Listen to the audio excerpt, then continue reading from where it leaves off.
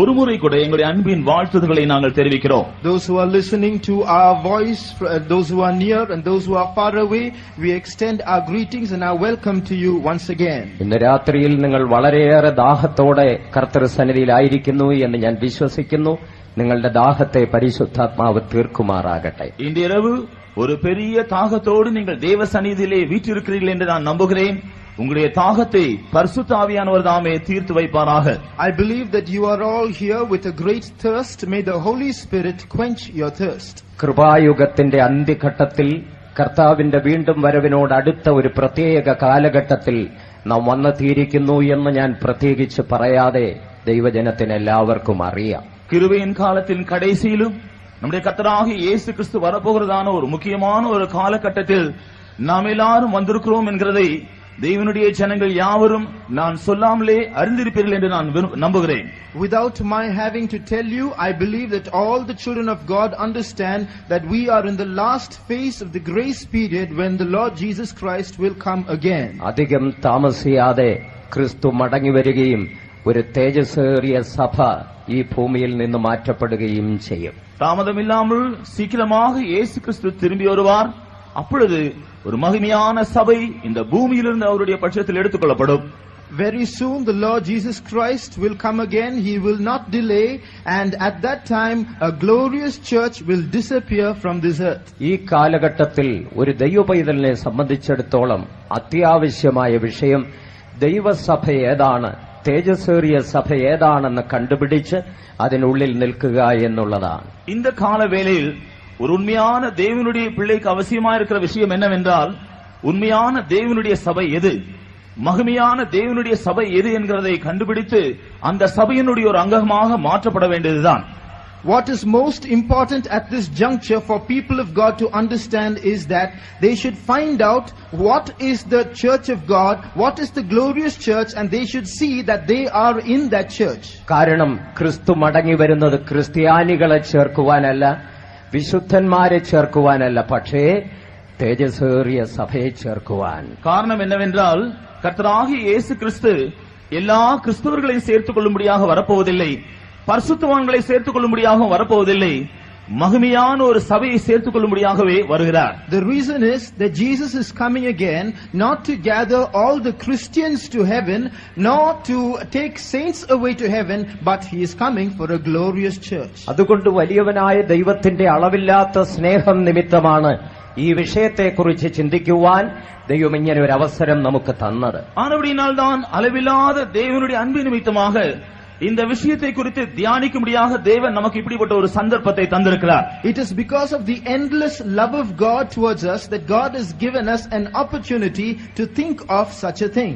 ദൈവത്തിന്റെ തേജസ്സേറിയ സഭ എന്നുള്ള വിഷയത്തെ ചിന്തിക്കുമ്പോൾ അതിനെ പ്രധാനമായും മൂന്നായിട്ട് തിരിച്ച് ചിന്തിക്കണം. தேவனுடைய மகிமையான சபை என்கிற விஷயத்தை குறித்து நாம் தியானிக்கும் பொழுது அதை மூன்று பிரிவுகளாக பிரித்து நாம் தியானிக்க வேண்டும். When we speak or think of the subject called the glorious church, we have to look at it from three views. ഒന്ന്, ഈ തേജസ്സേറിയ സഭയ്ക്ക് നിഴലായി വേദപുസ്തകത്തിൽ പ്രസ്താവിച്ചിരിക്കുന്ന വിഷയങ്ങൾ. முதலாவதாக இந்த மகிமையான சபைக்கு நிழலாட்டமாக வேதத்திலே சொல்லப்பட்டிருக்கிறதான விஷயங்கள். Firstly, things mentioned in the Bible, in the Word of God, which form a type or a shadow to the glorious church. രണ്ട്, പൊരുളായ യാഥാർത്ഥ്യമായ ദൈവസഭ. இரண்டாவது ஆளாக காணப்படுகிற உண்மையான தேவனுடைய சபை. Secondly, the true church of God, which forms the reality. മൂന്നാമത്, ഈ തേജസ്സേറിയ സഭ നിത്യതയിൽ എന്നിങ്ങനെ മൂന്നായി തിരിക്കാം. மூன்றாவதாக நித்தியத்திலே காணப்பட போகிறதான மகிமையான சபை என்று இந்த விஷயத்தை மூன்று பிரிவுகளாக பிரித்து நாம் தியானிக்கலாம். Thirdly, the glorious church in eternity. This is how we have to divide this subject into three groups. സത്യവേദ പുസ്തകത്തിന്റെ 66 പുസ്തകങ്ങളിലും നിഴലായും പൊരുളായും യാഥാർത്ഥ്യമായും പ്രസ്താവിച്ചിരിക്കുന്ന വളരെ പ്രാധാന്യമർഹിക്കുന്ന ഒരു വിഷയമാണ് ദൈവസഭ. വേദപുസ്തകത്തിൻ 66 പുസ്തകങ്ങളിൽ சாயலாகவும் நிழலாகவும் உண்மை பொருளாகவும் பலவிதங்களில் வெளிப்படுத்தப்பட்டிருக்கிற ஒரு முக்கியமான விஷயம்தான் தேவனுடைய சபை. The church of God is such an important topic that it has been discussed in shadow and in reality in all 66 books of the Bible. ദൈവ സഭയെക്കുറിച്ചുള്ള ദൈവത്തിന്റെ പ്ലാൻ അനാദിയായി ഉള്ളതാണ്. தேவனுடைய சபையை பற்றியதான தேவனுடைய நோக்கம் அனாதியாக உள்ள ஒரு நோக்கமாகும். The plan of God concerning the church of God is something that began in the former eternity. ഈ പ്രപഞ്ച സൃഷ്ടിക്ക് മുൻപേ, ദൂതന്മാരുടെ സൃഷ്ടിക്ക് മുൻപേ ദൈവം വിശുദ്ധ സഭയെക്കുറിച്ച് ഒരു പ്ലാൻ നിർണയിച്ചിരുന്നു. இந்த உலகத்தை சிருஷ்டிப்பதற்கு முன்பாகவும் தேவதூதர்களை சிருஷ்டிப்பதற்கு முன்பாகவும் தேவனுடைய சபையை குறித்ததான ஒரு திட்டத்தை தேவன் ஏற்படுத்தி வைத்திருந்தார். Before God created this world, before God created the angels, God had a plan about his church. അതാണ് എഫേസ്യ ലേഖനം 1-ാം അധ്യായത്തിന്റെ 4 മുതൽ 6 വരെയുള്ള വാക്യങ്ങൾ വായിക്കുമ്പോൾ ക്രിസ്തുവേശുവിൽ ലോകസ്ഥാപനത്തിന് മുമ്പേ നമ്മെ തിരഞ്ഞെടുക്കുക മാത്രമല്ല സ്നേഹത്തിൽ മുൻനിയമിക്കുകയും ചെയ്തു എന്ന് നാം കാണുന്നു. எபேசியர் 1-ாம் அதிகாரம் 4-ாம் வசனம் முதல் 6-ாம் வசனம் முடிய நாம் படிக்கும் பொழுது உலக தோற்றத்துக்கு முன்பாகவே கர்த்தராகிய இயேசு கிறிஸ்துவுக்குள் தேவன் நம்மில் அன்பு கூர்ந்தார் என்று மாத்திரமல்ல, அவருக்குள் நம்மை தெரிந்து கொண்டார் என்றும் நாம் படிக்கிறோம். We read from Ephesians chapter 1 verses 4 to 6 that he has chosen us before the foundation of the world, and besides this, because of his love, he has predestinated us. അനാദി നിത്യതയിൽ തൃത്വദൈവത്തിൽ ഉണ്ടായ ഒരു പ്ലാനാണ് ഗ്ലോറിയസ് ചർച്ച് അഥവാ തേജസ്സേറിയ സഭ. ஆதி நித்தியத்தில் திருத்துவ தேவனுடைய ஒரு முக்கியமான ஒரு நோக்கம்தான் மகிமையான சபை அல்லது தேவனுடைய சபையை பற்றியது. The glorious church was part of the great plan that existed in the former eternity in the triune God. ആ ദൈവസഭയ്ക്ക് വേണ്ടിയാണ് ഒരർത്ഥത്തിൽ പറഞ്ഞാൽ ഈ സൃഷ്ടികളെല്ലാം തന്നെ ദൈവം സൃഷ്ടിച്ചത്. ஒரு விதத்தில் சொல்ல போனால் இந்த தேவனுடைய சபைக்காகவே தேவன் இன்றைக்கு நாம் காண்கிற சகல சிருஷ்டிகளையும் சிருஷ்டித்தார். In one sense of speaking, all the creatures or all of God's creation is for the glorious church of God. ദൂതന്മാരും ഈ പ്രപഞ്ച സൃഷ്ടികളെല്ലാം തന്നെയും ഒരു കൂട്ടം വിശുദ്ധന്മാർക്കു വേണ്ടി സൃഷ്ടിക്കപ്പെട്ടവയാണ്. தேவதூதர்கள் இந்த உலகத்திலே நாம் காண்கிறதான சகல சிருஷ்டிகளும் ஒரு கூட்டம் தேவனுடைய பரிசுத்தவான்களுக்காகவே சிருஷ்டிக்கப்பட்டிருக்கிறார்கள். The heavenly angels and all of God's creatures have been made for the saints of God. ദൈവത്തിന്റെ ജനത്തെക്കുറിച്ച്, വിശുദ്ധ സഭയെക്കുറിച്ച് എത്ര ശ്രേഷ്ഠമേറിയ പ്ലാൻ ഉള്ളവനായിരുന്നു എന്ന് അതിൽ നിന്ന് നമുക്ക് മനസ്സിലാക്കാൻ. ഇതിലിருந்து தேவன் அவருடைய ஜனத்தை பற்றி, பரிசுத்த சபையை பற்றி எவ்வளவு பெரிய ஒரு திட்டத்தை வைத்திருந்தார் என்று நாம் விளங்கிக் கொள்ளலாம். From this we understand what a great plan God had about his holy people and about his church. ആ വലിയ ഉദ്ദേശത്തെ മനസ്സിൽ വെച്ചുകൊണ്ട് ദൈവം മനുഷ്യ സൃഷ്ടിക്ക് ആരംഭം കുറിക്കുകയാണ്. இந்த ஒரு பெரிய நோக்கத்தை தன்னுடைய மனதில் வைத்துக் கொண்டிருந்தவராக தேவன் முதலாவதாக மனுஷனை சிருஷ்டிக்கிறார். Having this great plan in the background of his mind, God began his work of creating man. എന്നാൽ മനുഷ്യൻ പിശാചിനാൽ വഞ്ചിക്കപ്പെട്ട് പാപം ചെയ്തത് നിമിത്തമായി ദൈവത്തിന്റെ ആ പ്ലാൻ താൽക്കാലികമായി നിർത്തിവെക്കേണ്ടി വന്നു. ஆனால் மனுஷனோ பிசாசினால் வஞ்சிக்கப்பட்டு தேவனுடைய திட்டத்திலிருந்து விழுந்து போனபடியினால் தேவனுடைய திட்டம் நிறைவேற்றப்படக்கூடாதபடிக்கு தற்காலிகமாக அது நிறுத்தப்பட்டது. God's plan nevertheless temporarily came to a halt because man was deceived by the devil and fell from God's purpose. വീണ്ടും ദൈവം ആഗ്രഹിക്കുന്ന പരമമായ ഉദ്ദേശത്തിലേക്ക് മനുഷ്യവർഗത്തെ കൊണ്ടുവരുവാൻ ദൈവം യുഗായുഗങ്ങളായി ക്രിയ ചെയ്തു വന്നു എന്ന് നാം കാണുന്നു. மறுபடியுமாக தேவனுடைய அந்த உன்னதமான நோக்கத்திற்குள் மனுஷனை கொண்டு வரும்படியாக தேவன் யுகாயுகங்களாக காலாகாலங்களாக கிரியை செய்தார் என்று நாம் காண்கிறோம். But we observe that God has been working from age to age, from period to period, so that he might restore man and bring him back into the divine plan. വേദപുസ്തകത്തിലെ പഴയ നിയമഭാഗങ്ങൾ പഠിക്കുമ്പോൾ ഈ ദൈവസഭയ്ക്ക് നിഴലായി പല വിഷയങ്ങൾ കാണാൻ കഴിയും. കഴിഞ്ഞ ദിവസങ്ങളിൽ പരിശുദ്ധാത്മാവ് അതിൽ ചിലത് വ്യക്തമായി നിങ്ങളോട് അറിയിക്കുകയുണ്ടായി. வேதபுஸ்தகத்தில் பழைய ஏற்பாட்டில் இருக்கிற புத்தகங்களை நாம் படித்தால் இந்த தேவனுடைய சபைக்கு நிழலாட்டமாக பல காரியங்களை நாம் பார்க்கலாம். கடந்த 2 நாட்களில் பரிசுத்தாவியானவர் அவைகளில் சிலவற்றை தெளிவாக நமக்கு போதித்தார். In the Old Testament books of the Bible, we see many things that form a type of the glorious church of God, some of which the Holy Spirit taught us during the past 2 days. ഒന്നാമതായി Eden തോട്ടം ഈ സഭയ്ക്ക് നിഴലാണ്. നോഹയുടെ പെട്ടകം ഈ സഭയ്ക്ക് നിഴലാണ്. സമാഗമന കൂടാരം ഈ സഭയ്ക്ക് നിഴലായി പഠിക്കുവാൻ കഴിയും. അങ്ങനെ അനേക വിഷയങ്ങൾ പഴയ നിയമത്തിൽ നാം കാണുന്നു. முதலாவதாக ஏதேன் தோட்டம் இந்த சபையிற்கு ஒரு நிழலாக இருக்கிறது. நோவாவின் பேழை இந்த சபைக்கு ஒரு நிழலாக இருக்கிறது. ஆசரிப்பு கூடாரம் இந்த சபைக்கு ஒரு நிழலாக இருக்கிறது. இவ்விதமாக அநேக விஷயங்களை நிழலாக நாம் சபை குறித்து படிக்கலாம். Firstly, the Garden of Eden is a type or a shadow of the church. Noah's Ark is a shadow of the church. The tabernacle is a shadow of the church. Thus we see many things in the Old Testament that form a type of the church. എന്നാൽ പൊരുളായ യാഥാർത്ഥ്യമായ സഭ ആരംഭിക്കുന്നത് അല്ലെങ്കിൽ ഉത്ഭവിക്കുന്നത് പെന്തിക്കോസ്ത് നാളിലാണ്.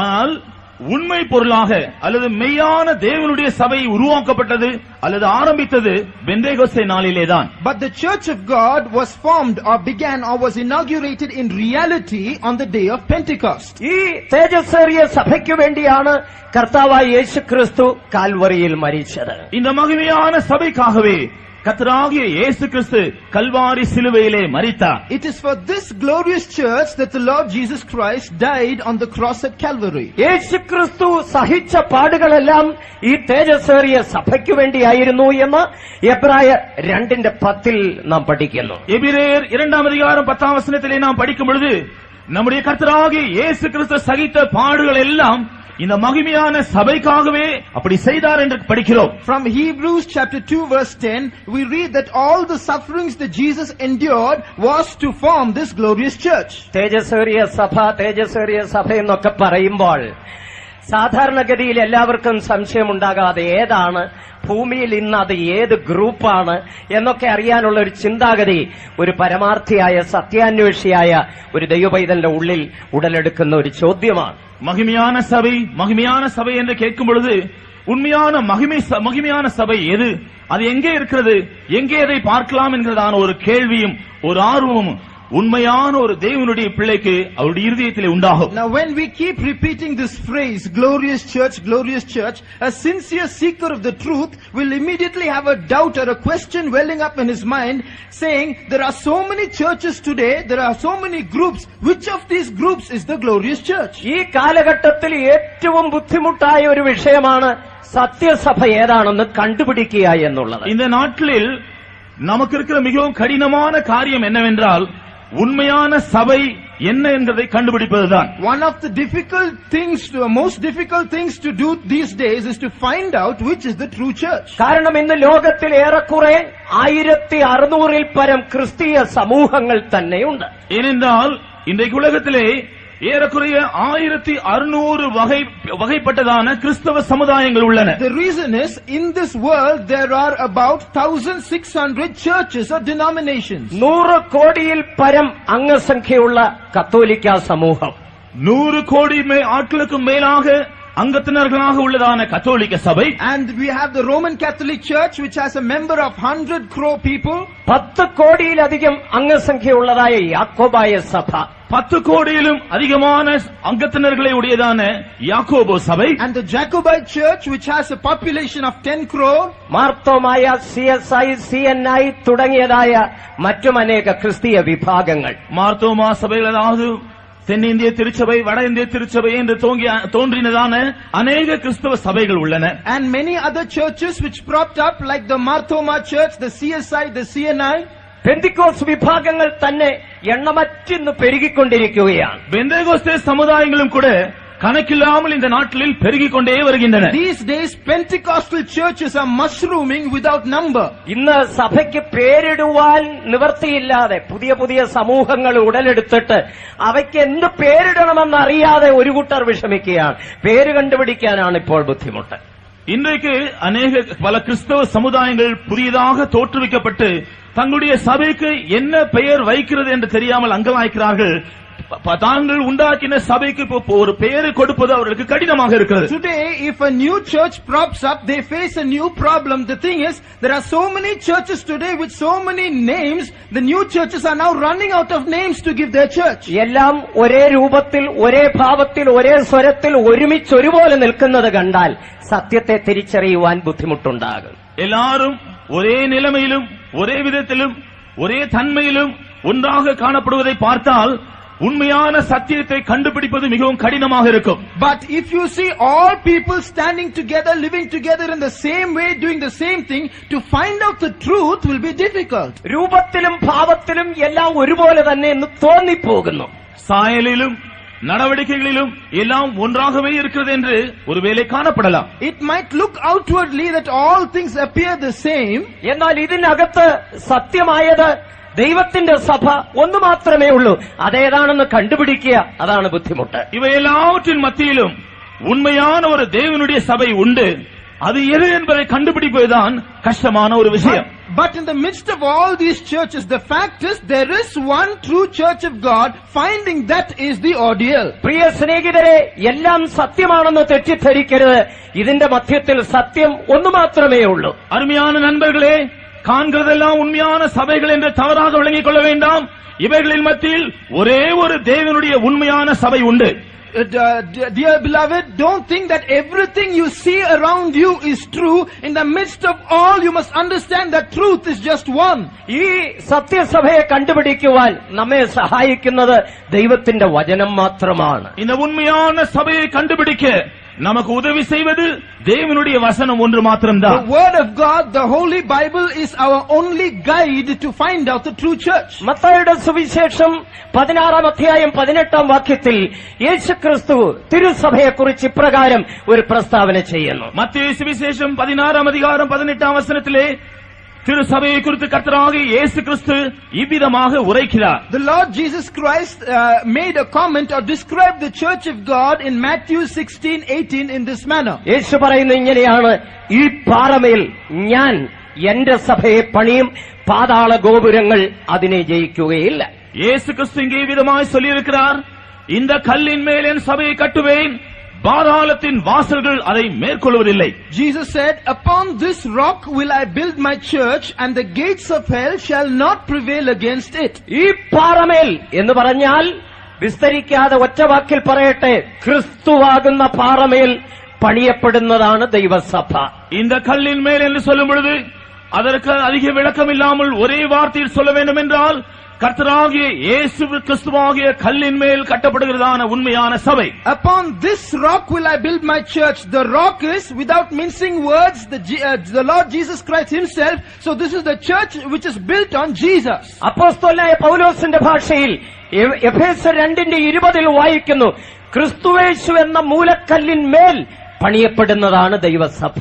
அப்போஸ்தலனாகிய பரிசுத்த பவுல் சொல்லுகிறதான கூற்றின்படி எபேசியர் 2-ாம் அதிகாரம் 20-ாம் வசனத்திலே நாம் காண்கிறோம், கர்த்தராகிய இயேசு கிறிஸ்து என்கிற மூலைக்கல்லின் மேல் கட்டப்படுவதுதான் உண்மையான தேவனுடைய சபை. And in the words of St. Paul, according to what is written in Ephesians chapter 2 verse 20, the true church is that which is built upon the cornerstone, Jesus Christ. അല്ലാതെ യേശുവിന്റെ അമ്മയുടെ മേലോ അല്ലെങ്കിൽ പത്രോസിന്മേലോ പൗലോസിന്മേലോ യാക്കോബിന്മേലോ അല്ല ദൈവസഭ പണിയപ്പെടുന്നത്. இவைகளை அல்லாமல் இயேசுவின் தாயார் நாமத்திலோ அல்லது மேலோ, பேதுருவை கொண்டோ, பேதுருவை நிமித்தமாகவோ, பவுலின் நிமித்தமாகவோ, யோவான் மேலோ அவர்களை ஆதாரமாக வைத்து கட்டப்படுகிற சபை உண்மையான சபை அல்ல. The church is built only on Jesus and not on the mother of Jesus, namely Mary, or on Paul, or on Peter, or on James. അടുത്തതായി ക്രിസ്തു പറയുന്നു, എന്റെ സഭ, ക്രിസ്തു ദൈവസഭ എന്ന് പറയുന്നത് പൂർണ്ണമായും യേശു ക്രിസ്തുവിന്റെ ഉടമസ്ഥാവകാശത്തിൽപ്പെട്ടതാണ്. അതുകൊണ്ടാണ് പറയുന്നത് എന്റെ സഭ. அடுத்தபடியாக இயேசு கிறிஸ்து சபையை குறித்து அது என்னுடைய சபை என்று சொல்கிறார். ஆகவே சபை என்று சொன்னால் அது முழுமையாக இயேசு கிறிஸ்து தன்னுடையது என்று உரிமை பாராட்டக்கூடிய நிலைமையில் இருக்கிறதான சபை.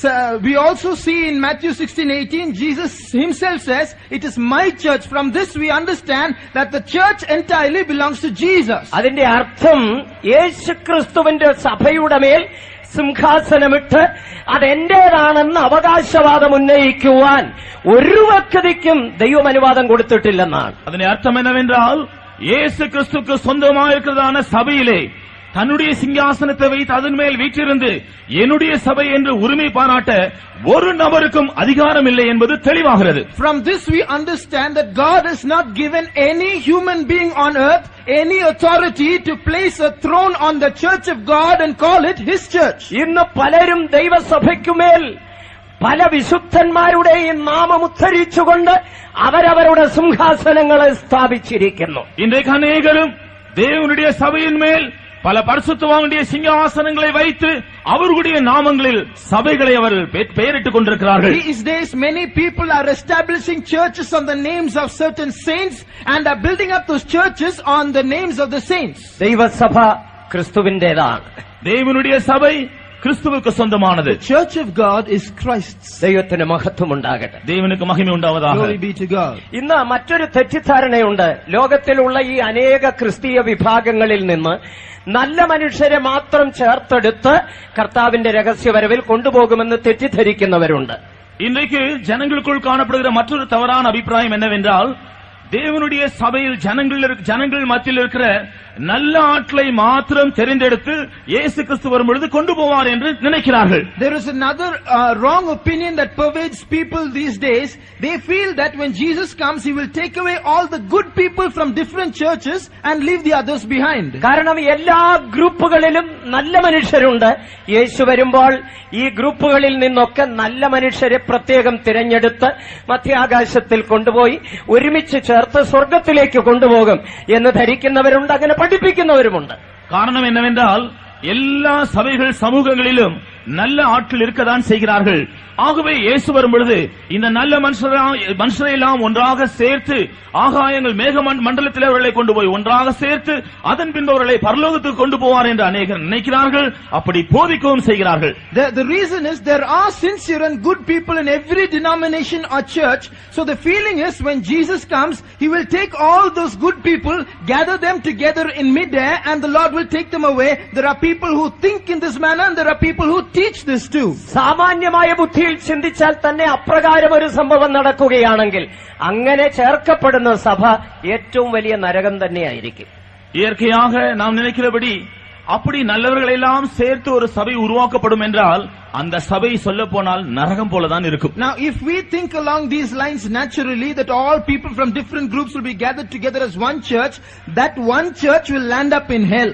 കാരണം ഇന്ന് ഓരോ ഗ്രൂപ്പുകളും അവരവരുടേതായ ഉപദേശങ്ങളിലും അഭിപ്രായങ്ങളിലും അടിയുറച്ചു നിൽക്കുകയാണ്. காரணம் என்னவென்றால், இன்றைக்கு ஒவ்வொரு சபையாருக்கும் அவர்களுக்கு ஏற்ற சத்தியங்களும் அவர்களுக்கு ஏற்றதான கொள்கைகளிலும் அவர்கள் உறுதியாக இருக்கிறார்கள். The reason is every church today has its doctrine and its establishment, and they try to establish their truths and they are steadfast in it. ഒരു കൂട്ടർ പറയുന്നു, ഈ ഭൂമിയിൽ ജീവിക്കുമ്പോൾ മാനസാന്തരം അഥവാ രക്ഷിക്കപ്പെടുക അത് ബുദ്ധിമുട്ടാണ്, സാധ്യമല്ല എന്ന്. ஒரு கூட்டத்தார் சொல்கிறார்கள், இந்த உலகத்திலே ஜீவிக்கும் பொழுது மனம் திரும்புதல் என்பது கடினமான காரியம், அது முடியாது என்று சொல்கிறார்கள். There is a group of people who say repentance on this earth or receiving the forgiveness of sins or conversion is impossible on earth. എന്നാൽ മറ്റൊരു കൂട്ടർ പറയുന്നു, അങ്ങനെയല്ല, ഈ ഭൂമിയിൽ ജീവിക്കുമ്പോൾ തന്നെ രക്ഷിക്കപ്പെടണം.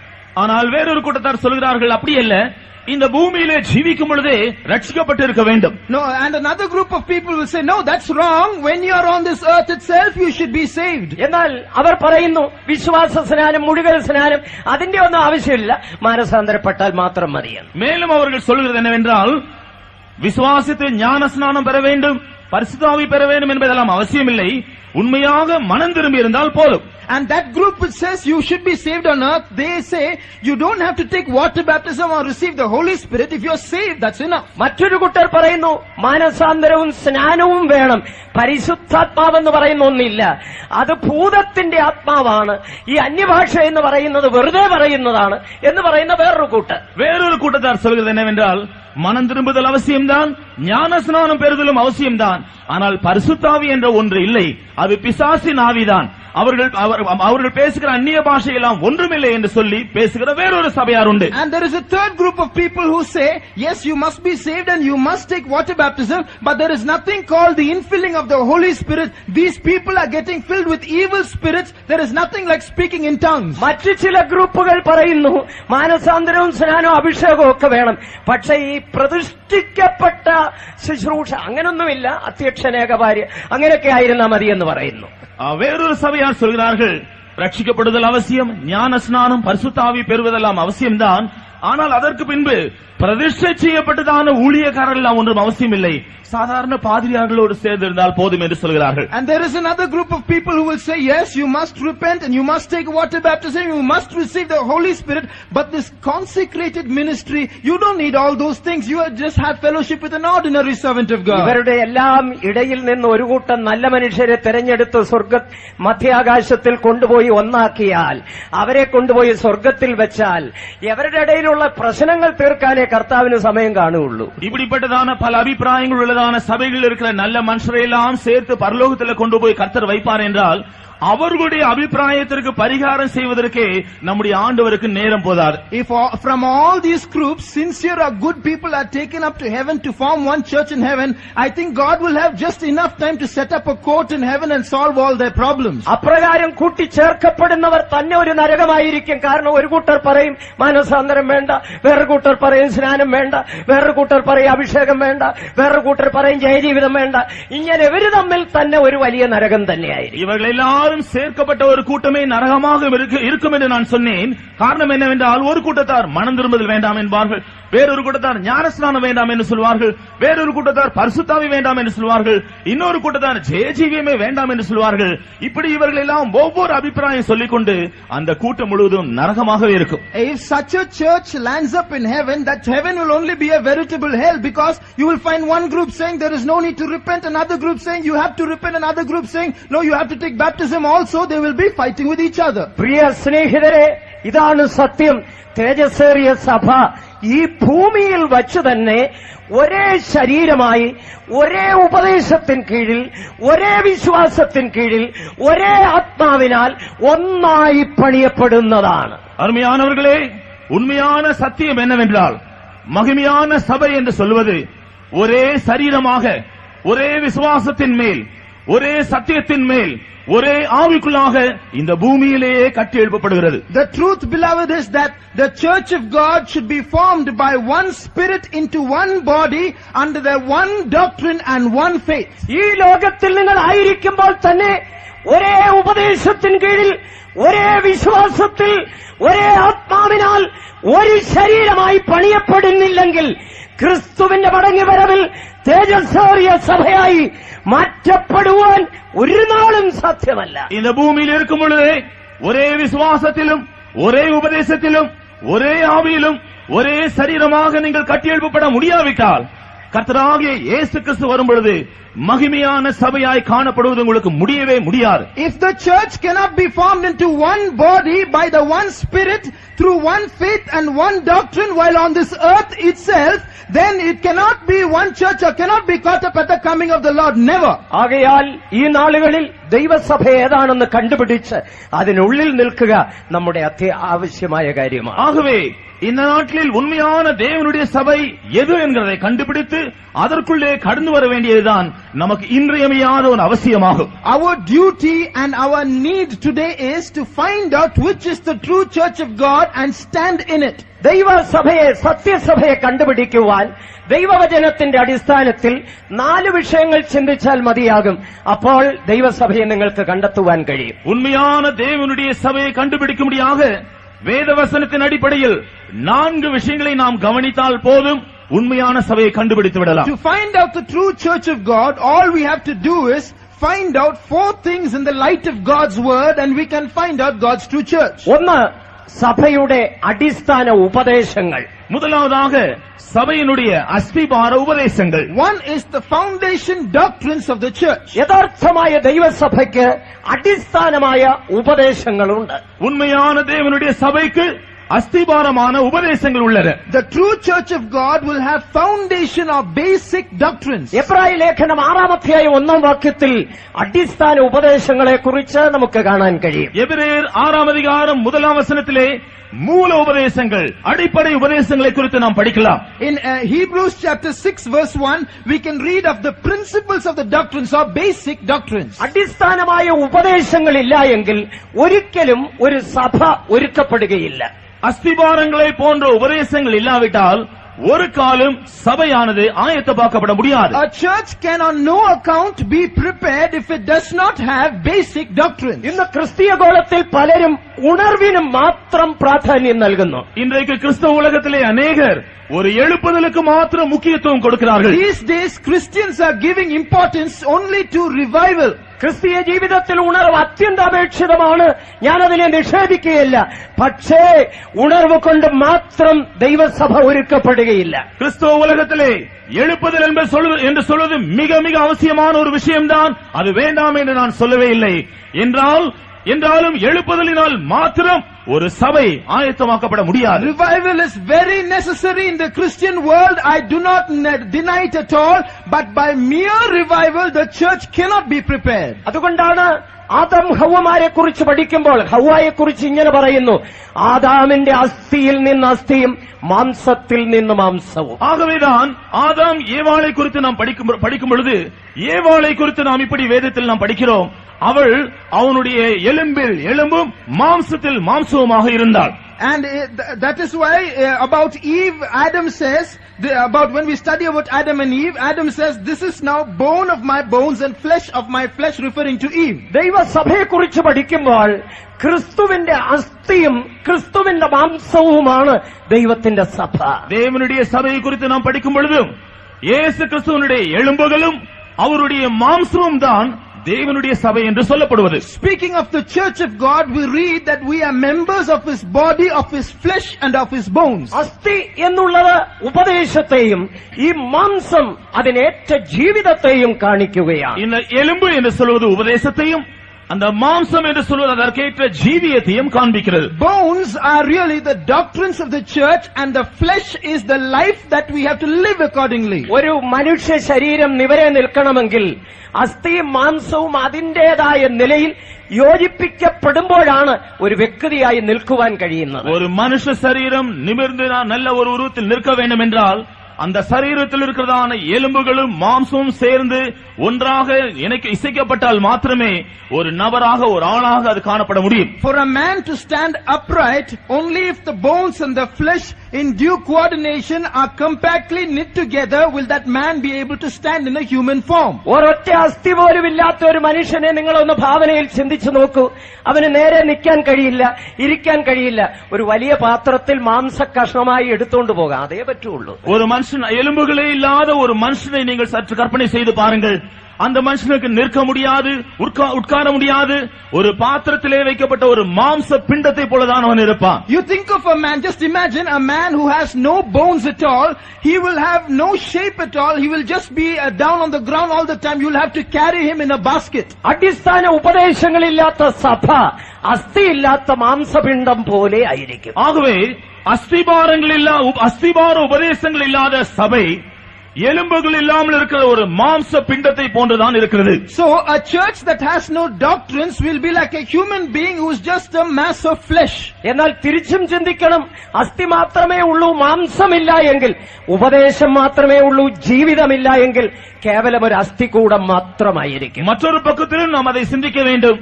வெறும் எலும்புக்கூடு மாத்திரம் இருந்து மாம்சம் இல்லாவிட்டால் அதுவும் கூட உபதேசம் உள்ள சபையாக இருந்தாலும் ஜீவியமற்ற ஒரு சபையாக காணப்படும். On the other hand, if there are just bones, that is, if there are only doctrines and no life to live out the doctrines, then that church is just a skeleton. യേശു ക്രിസ്തു മടങ്ങി വരുന്ന തേജസ്സേറിയ ഒരു സഭയ്ക്ക് വേണ്ടിയാണ് അതിന് ഉണർവും ആവശ്യം, ഉപദേശവും ആവശ്യം, അതിനേറ്റ ജീവിതവും ആവശ്യം. கர்த்தராகிய இயேசு கிறிஸ்து ஒரு மகிமையான சபைக்காக வருகிறார்.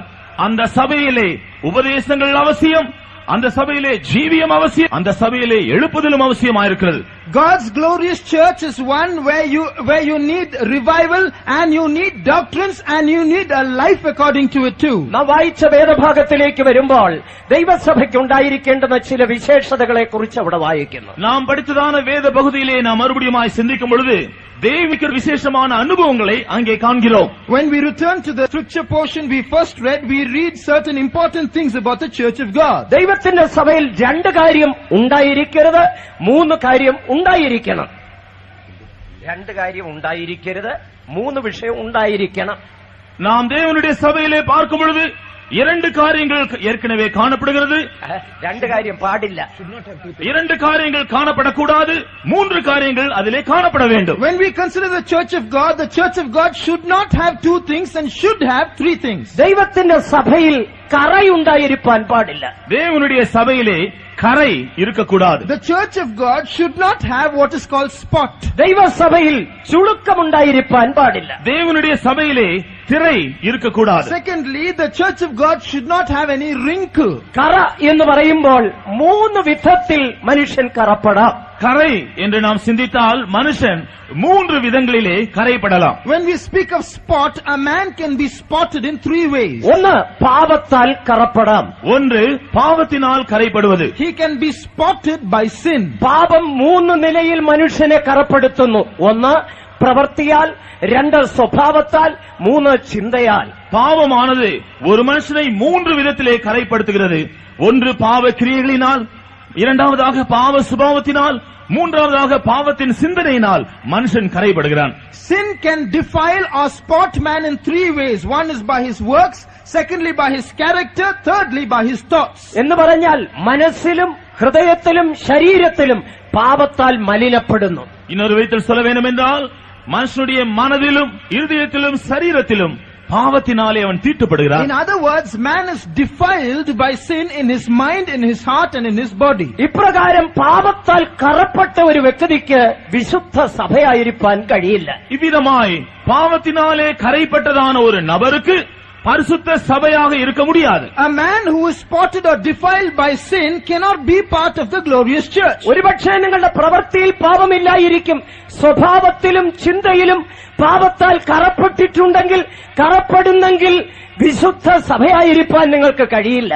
ஒருவேளை கிரியைகளிலே நீங்கள் பாவமற்றவர்களாக இருக்கலாம், என்றாலும் உடைய சுபாவத்திலும் சிந்தையிலும் பாவத்தினால் நீங்கள் கரைப்பட்டிருந்தால், கரைப்பட்டுக் கொண்டு இருப்பீர்கள் என்றால் பரிசுத்த சபையினுடைய ஒரு அங்கத்தினர்களாக காணப்பட உங்களுக்கு முடியாது. You may not have sin in your works, but if you have sin in your character and in your thoughts, still you cannot be part of God's holy church. രണ്ടാമതായി ജഡത്താൽ കറപ്പെടുന്നു എന്ന് ദൈവവചനത്തിൽ വായിക്കുന്നുണ്ട്. இரண்டாவதாக மாம்சத்தினால் கரைப்படுவது என்று வேதவசனத்தில் படிக்கிறோம். Secondly, we read of being spotted by the flesh. യൂദായുടെ ലേഖനം 23-ാം വാക്യത്തിൽ ജഡത്താൽ കറപിടിച്ച അങ്കി എന്ന് നാം കാണുന്നു. யூதா நிருபம் 23-ஆம் வசனத்திலே மாம்சத்தால் கரைப்பட்ட வஸ்திரம் என்று படிக்கிறோம்.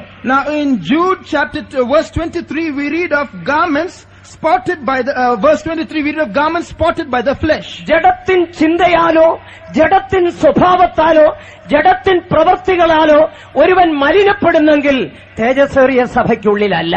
மாம்ச சிந்தையினாலோ, மாம்சத்தின் கிரியைகளினாலோ, மாம்சத்தின் சுபாவத்தினாலோ ஒரு மனுஷன் தீட்டுப்படுவான் என்றால் அவன் மகிமையான சபையினுடைய அங்கத்தினனாக இருக்க முடியாது. If a man is spotted by fleshly thoughts or carnal thoughts, if he is spotted by carnal character or carnal works, he cannot be part of God's glorious church. മൂന്നാമതായി ലോകത്താൽ കറപ്പെടുക. യാക്കോബിന്റെ ലേഖനം 1-ാം അധ്യായത്തിന്റെ അവസാന വാക്യത്തിൽ നാം കാണുന്നു. மூன்றாவதாக உலகத்தால் கரைப்படுவதை பற்றி யாக்கோபு நிருபம் 1-ஆம் அதிகாரம் கடைசி வசனத்திலே நாம் படிக்கிறோம். Thirdly, we read of being spotted by the world in the last verse of James chapter 1. ദൈവസഭ ലോകത്താൽ കറപ്പെടാത്തതായിരിക്കണം.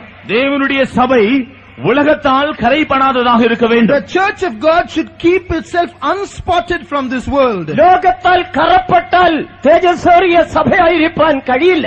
உலகத்தினால் கரைப்பட்டிருந்தால் மகிமையான சபையின் அங்கத்தினராக இருக்க முடியாது. If you are spotted by the world, you cannot be part of the glorious church. ഈ ലോകത്തിന്റെ വേഷത്തിനും ഈ ലോകത്തിന്റെ ഫാഷനും ഒത്തവണ്ണം നിങ്ങളുടെ ജീവിതം മാറി മറിഞ്ഞു പോവുകയാണെങ്കിൽ തേജസ്സേറിയ സഭയ്ക്കുള്ളിൽ നിങ്ങൾക്ക് ആയിരിക്കാൻ കഴിയില്ല.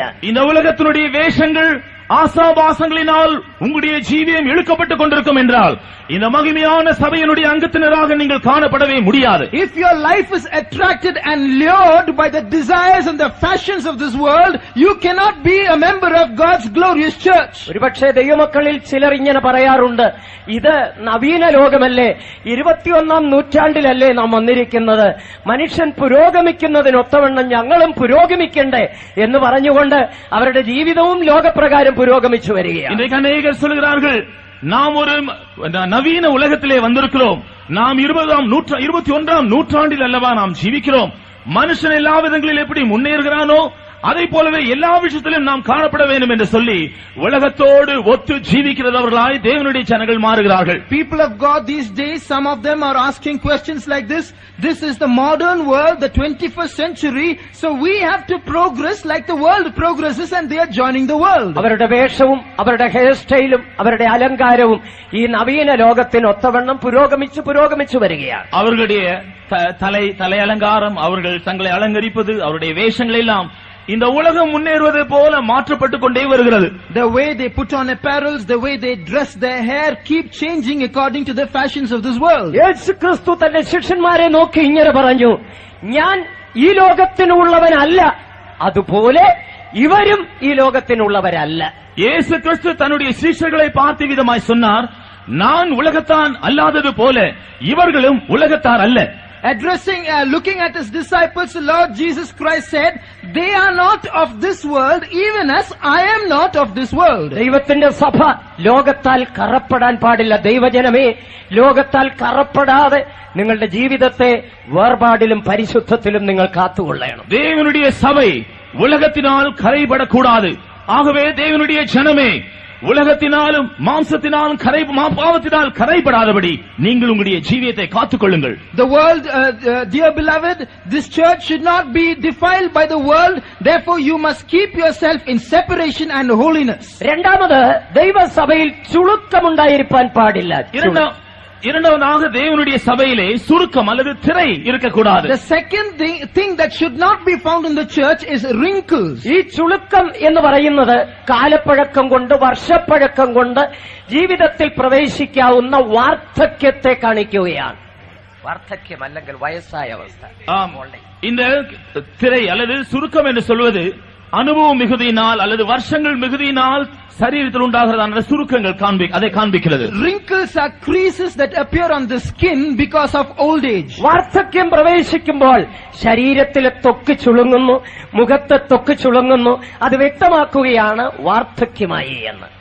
இங்கே சுருக்கம் என்று சொல்லும் பொழுது சரீரத்திலும் முகத்திலும் அந்த திரை உண்டாகும் பொழுது தோலானது சுருங்க ஆரம்பிக்கிறது.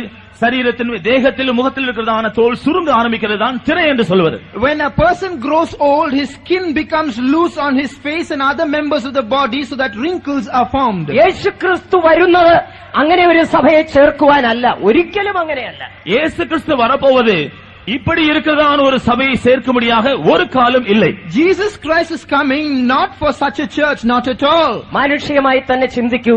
നിങ്ങൾക്കൊരു മകനുണ്ടെന്നിരിക്കട്ടെ, നിങ്ങളുടെ മകന് നിങ്ങൾ ഒരു വിവാഹം ആലോചിച്ചു. மனுஷிகமான விதத்தில் சற்று சிந்திப்போமே. உங்களுக்கு ஒரு மகன் இருக்கிறான், அவனுக்கு ஒரு விவாகம் செய்ய நீங்கள் விரும்புகிறீர்கள். Now think naturally, you have a son and you want to get him married. നിങ്ങൾ ഒരു പെൺകുട്ടിയെ കണ്ടുപിടിച്ചു, അവൾ MBBS ഡോക്ടറാണ്, MBBS ആണ്, 9 കോടി ഷെയർ ആയിട്ടും കിട്ടും എന്ന് നിങ്ങൾ വിവാഹം ആലോചിച്ചു എന്നിരിക്കട്ടെ.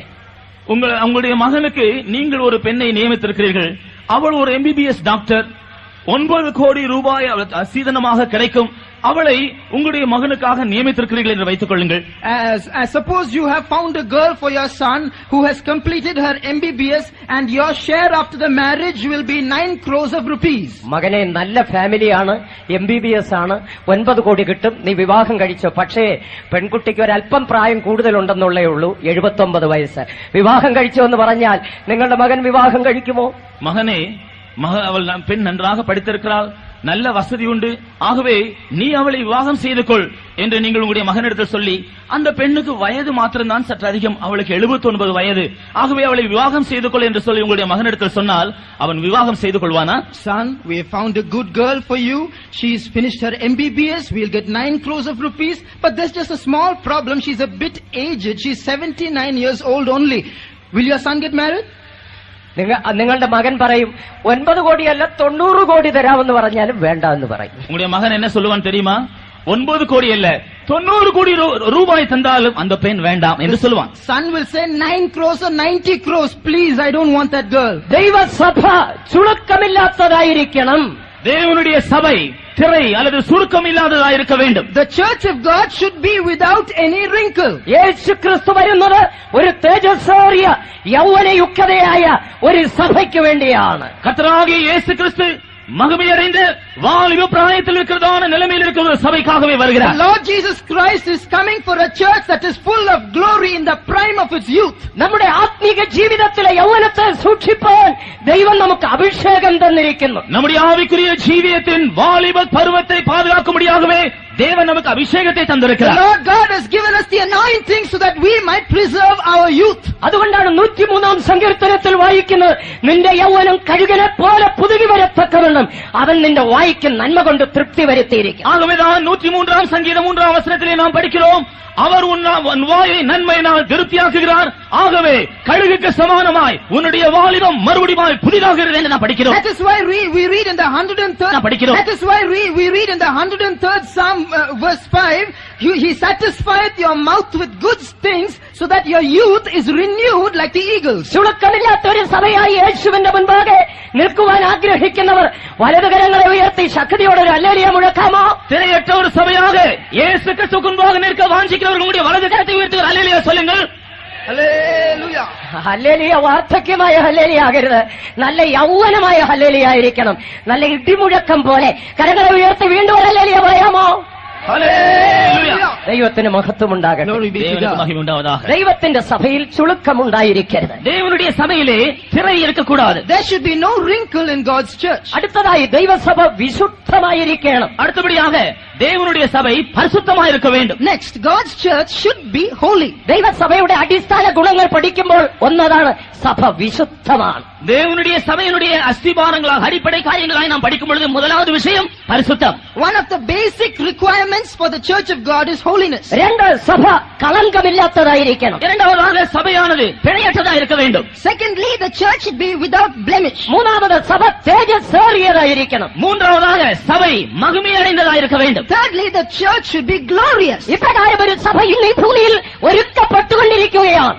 இப்படிப்பட்டதான ஒரு சபை இன்று இப்பொழுது பூமியிலே ஆயத்தப்பட்டுக் கொண்டிருக்கிறது. Such a church is being made ready on this earth today. ലക്ഷ്യമടങ്ങി വരുമ്പോൾ ഈ സഭയെ കണ്ടെത്തുവാൻ യാതൊരു ബുദ്ധിമുട്ടും ഉണ്ടാവുകയില്ല. இயேசு கிறிஸ்து திரும்பி வரும்பொழுது இந்த சபையை கண்டுபிடிக்க அவருக்கு எந்த இடையில் ബുദ്ധിമുട്ട് വരികയില്ലേ? சில நினைப்பார்கள், இவ்வளவு பெரிய ஜனக்கூட்டத்தில் சமூகங்களில் மத்தியில் இருந்து கர்த்தருடைய சபையை கண்டுபிடிப்பது அவருக்கு ஒரு கஷ்டமான காரியம் அல்லவா என்று. Some will ask, with so many churches around us, won't Jesus find it difficult to find the true church when he returns to earth? ഒരു കഥ ഞാൻ കേട്ടത് ഓർക്കുന്നു. நான் கேட்ட ஒரு கதையை நான் நினைவு கூறுகிறேன். I remember a story. ശേബാരാജ്ഞി ശലോമോൻ രാജാവിന്റെ കൊട്ടാരത്തിൽ വന്നപ്പോൾ சேபா ராஜஸ்திரீ சாலமோனுடைய அரண்மனைக்கு வந்த பொழுது, When the queen of Sheba visited Solomon's temple, ശലോമോന്റെ ജ്ഞാനത്തെ പരീക്ഷിക്കുവാൻ പല നിലയിൽ പരീക്ഷണങ്ങൾ വച്ചു എന്ന് കാണുന്നുണ്ട്. சாலமோனுடைய ஞானத்தை சோதிக்கும்படியாக அவள் பல சோதனைகளில் விடுகதைகளோடு வந்தாள் என்று நாம் படிக்கிறோம். she came with many riddles or tests to test the wisdom of Solomon. പക്ഷെ ബൈബിളിൽ അത് കാണുന്നില്ല, ചരിത്രത്തിലുണ്ട് പോലും. வேதத்திலே நாம் அதை காண்கிறதில்லை, ஆனால் அப்படியாக சரித்திரம் சொல்கிறது. This is not in the Bible, but it is part of history. ഒരേ രൂപത്തിലും ഒരേ നിറത്തിലുമുള്ള അനേക പൂച്ചെടികൾ ശേബാരാജ്ഞി ശലോമോന്റെ മുൻപിൽ നിരത്തി വെച്ചു പോലും. ஒரே நிறத்திலும் ஒரே சாயலும் ஒரே உருவத்தில் காணப்படக்கூடியதான பல பூச்செடிகளை சாலமோன் ராஜாவுக்கு முன்பாக இந்த ராஜஸ்திரி வைத்தாளாம். This queen of Sheba placed before the king Solomon many flower plants which look alike. ഇവയെല്ലാം തന്നെ കൃത്രിമമായി ഉണ്ടാക്കപ്പെട്ടവയായിരുന്നു. இவையெல்லாம் ஒரு வினோதமான விதத்தில் உண்டாக்கப்பட்டவைகளாயிருந்தன. All these plants are artificially made. എന്നാൽ അതിന്റെ മധ്യത്തിൽ യഥാർത്ഥമായ ഒരേ ഒരു ചെടിയുണ്ട്. പക്ഷേ രൂപം കൊണ്ട് അല്ലെങ്കിൽ നിറം കൊണ്ടോ ഇതിനെ തിരിച്ചറിയാൻ പറ്റില്ല. இவைகள் மத்தியில் இயற்கையாகவே ஒரு உண்மையான ஒரு செடி இருந்தது. ஆனால் அதனுடைய வண்ணங்களையோ அல்லது காண்கிற தோற்றத்திலிருந்து உண்மை எது என்கிறதை கண்டுபிடிக்க முடியாது. But amongst all those plants there was one which was natural or a genuine plant, but by just looking at the plants one could not distinguish which was artificial and which was genuine. ഇപ്രകാരം നിരത്തപ്പെട്ടതായ ഈ ചെടികളുടെ മധ്യേ നിന്ന് ഒറിജിനലായ ചെടി കണ്ടുപിടിക്കണം. അതാണ് ശേബാരാജ്ഞി ശലോമോനോട് പറഞ്ഞത്. இப்படி வைக்கப்பட்டிருக்கிற எல்லா செடிகளின் மத்தியிலிருந்து உண்மையான இயற்கையான செடியை ராஜா கண்டுபிடிக்க வேண்டும். இதுதான் அந்த ராஜஸ்திரீ அவனுக்கு முன்பாக வைத்த ஒரு சோதனை. The first test of the queen of Sheba to Solomon was, you must find out which of these plants is the genuine plant. ശലോമോൻ അല്പനേരം മൗനമായിരുന്നിട്ട് കറക്റ്റായിട്ട് എഴുന്നേറ്റ് ആ കൂട്ടങ്ങളുടെ ഇടയിൽ നിന്ന് ആ ഒറിജിനൽ ചെടിയെ തൊട്ട് കാണിച്ചു പോലും. சாலமோன் சற்று நேரம் மௌனமாக இருந்துவிட்டு அதன் பின்பு எழும்பி போய் அந்த இயற்கையான உண்மையான செடியை அவன் தொட்டதுதான் உண்மையானது என்று காண்பித்தான். King Solomon was silent for some time. After that, suddenly he got up, went to the right plant, the genuine plant, touched it and said, "This is the true one." ശേബാരാജ്ഞി അത്ഭുതപ്പെട്ടു പോയി. അല്ലയോ രാജാവേ, നിങ്ങൾ എങ്ങനെയാണ് ഇത് കണ്ടുപിടിച്ചത്? அப்பொழுது ராஜஸ்திரி ஆச்சரியமடைந்து, ராஜாவே எப்படி நீ இதை கண்டுபிடித்தீர் என்று கேட்டார். The queen of Sheba was taken aback. "Oh king, how did you manage this?" ശലോമോൻ പറഞ്ഞു, ഞാൻ നോക്കിക്കൊണ്ടിരുന്നപ്പോൾ ഒരു ചെറിയ വണ്ട് പറന്നു പറന്നു പറന്നു വന്ന് ഈ ഒറിജിനൽ ചെടിയുടെ ആ പൂവിനകത്ത് വന്നിരിക്കുന്നതായി കണ്ടു. அப்பொழுது சாலமோன் சொன்னானா, நான் இந்த எல்லா பூக்களையும் பார்த்து கொண்டிருந்த பொழுது ஒரு வண்டு பறந்து பறந்து இந்த உண்மையான செடியில் இருக்கிற அந்த பூவின் மேல் வந்து உட்கார்ந்தது. Solomon said, "As I kept watching the plant, a little bee came and sat on one plant, so that must have been the true one." വേറെ 100 ചെടികൾ ഇരിക്കുന്ന പൂക്കളുണ്ട്, പക്ഷെ അതിലൊന്നും വന്നിരുന്നില്ല.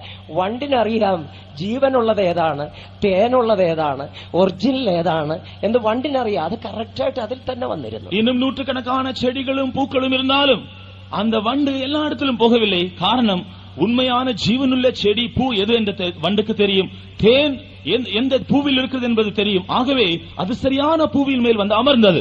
With so many plants around, the bee knows which is the genuine plant because it wants nectar. So it sat on the right true plant, and that's how Solomon found it. യേശു മടങ്ങി വരുമ്പോൾ തന്റെ സഭയെ, തന്റെ കാന്തയെ, തന്റെ മണവാട്ടിയെ തിരിച്ചറിയുവാൻ തനിക്ക് യാതൊരു ബുദ്ധിമുട്ടും ഉണ്ടാവുകയില്ല. இவ்விதமாகவே நம்முடைய இயேசு கிறிஸ்து திரும்பி வரும் பொழுது அவருடைய சபையை, அவருடைய மனைவி அல்லது மனவாட்டியை கண்டுபிடிக்க அவருக்கு எந்த கஷ்டமும் இருக்காது. When the Lord Jesus Christ returns to earth, he will not have any difficulty in finding out his true church, his true bride. ഇന്ന് തേജസ്സേറിയ ഒരു സഭ ഭൂമിയിൽ ഒരുക്കപ്പെട്ടുകൊണ്ടിരിക്കുന്നു.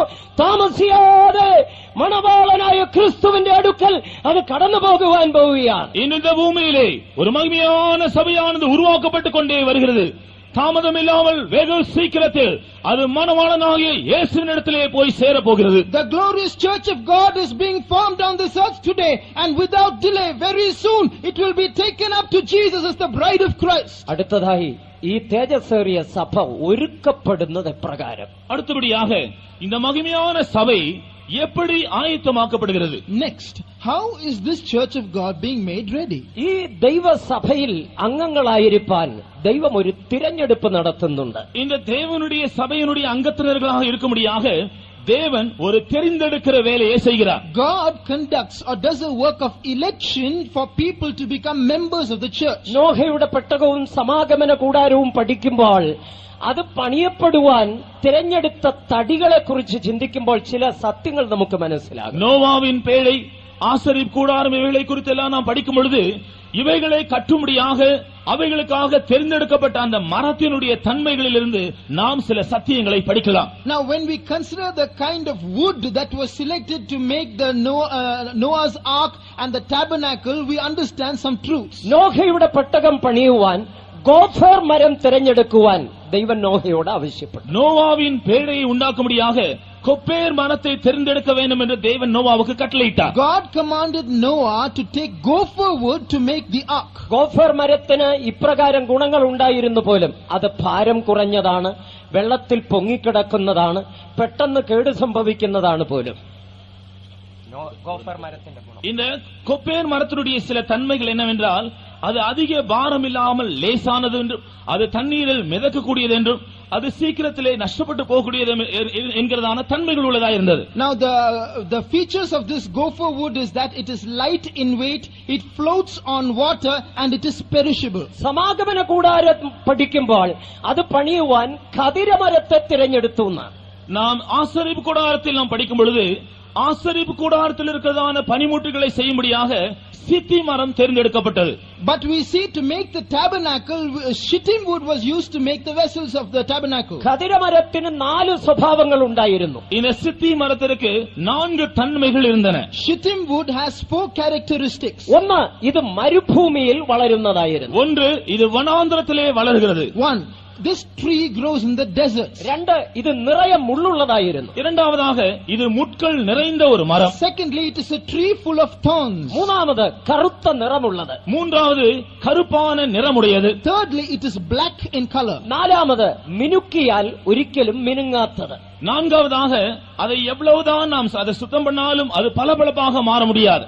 Fourthly, however we polish it, it will never shine. ഇപ്രകാരം ഒരു മരത്തെയാണ് സമാഗമന കൂടാരം പണിയുവാൻ ദൈവം തിരഞ്ഞെടുത്തത്. இப்படிப்பட்டதான ஒரு மரத்தை தான் ஆசரிப்பு கூடாரத்தை உண்டாக்க தேவன் தெரிந்தெடுத்தார். God chose this kind of inferior wood to make the tabernacle. ഇന്നും ഈ തേജസ്വേറിയ സഭയെ പണിയുവാൻ ദൈവം വ്യക്തികളെ തിരഞ്ഞുകൊണ്ടിരിക്കുകയാണ്. இன்றைக்கும் இந்த மகிமையான சபையை கட்டியெழுப்பும்படியான ஆட்களை தேவன் தெரிந்தெடுத்துக் கொண்டே இருக்கிறார். Even today, God is choosing people to build His glorious church. ദൈവത്തിന്റെ തിരഞ്ഞെടുപ്പിലുള്ള ഈ വലിയ ജ്ഞാനത്തെ നമുക്ക് ഈ വിഷയത്തിൽ കാണാം. தேவன் தெரிந்தெடுக்கிற விஷயத்தில் காணப்படுகிறதான மேன்மையான ஞானத்தை நாம் இந்த விஷயங்களில் காண்கிறோம். We can see the great wisdom of God in this work of election. മരുഭൂമിയിൽ വളരുന്നു എന്ന് പറയുമ്പോൾ ആത്മീകമായി വരണ്ട അവസ്ഥയെ കാണിക്കുന്നു. வனாந்தரத்திலிருந்து காடுகளில் வளர்கிற மரம் என்று நாம் பார்க்கும் பொழுது ஆவிக்குரிய ஜீவியத்தில் வறண்ட நிலைமையை காண்பிக்கிறது. This tree grew in the wilderness. This shows a state of spiritual barrenness.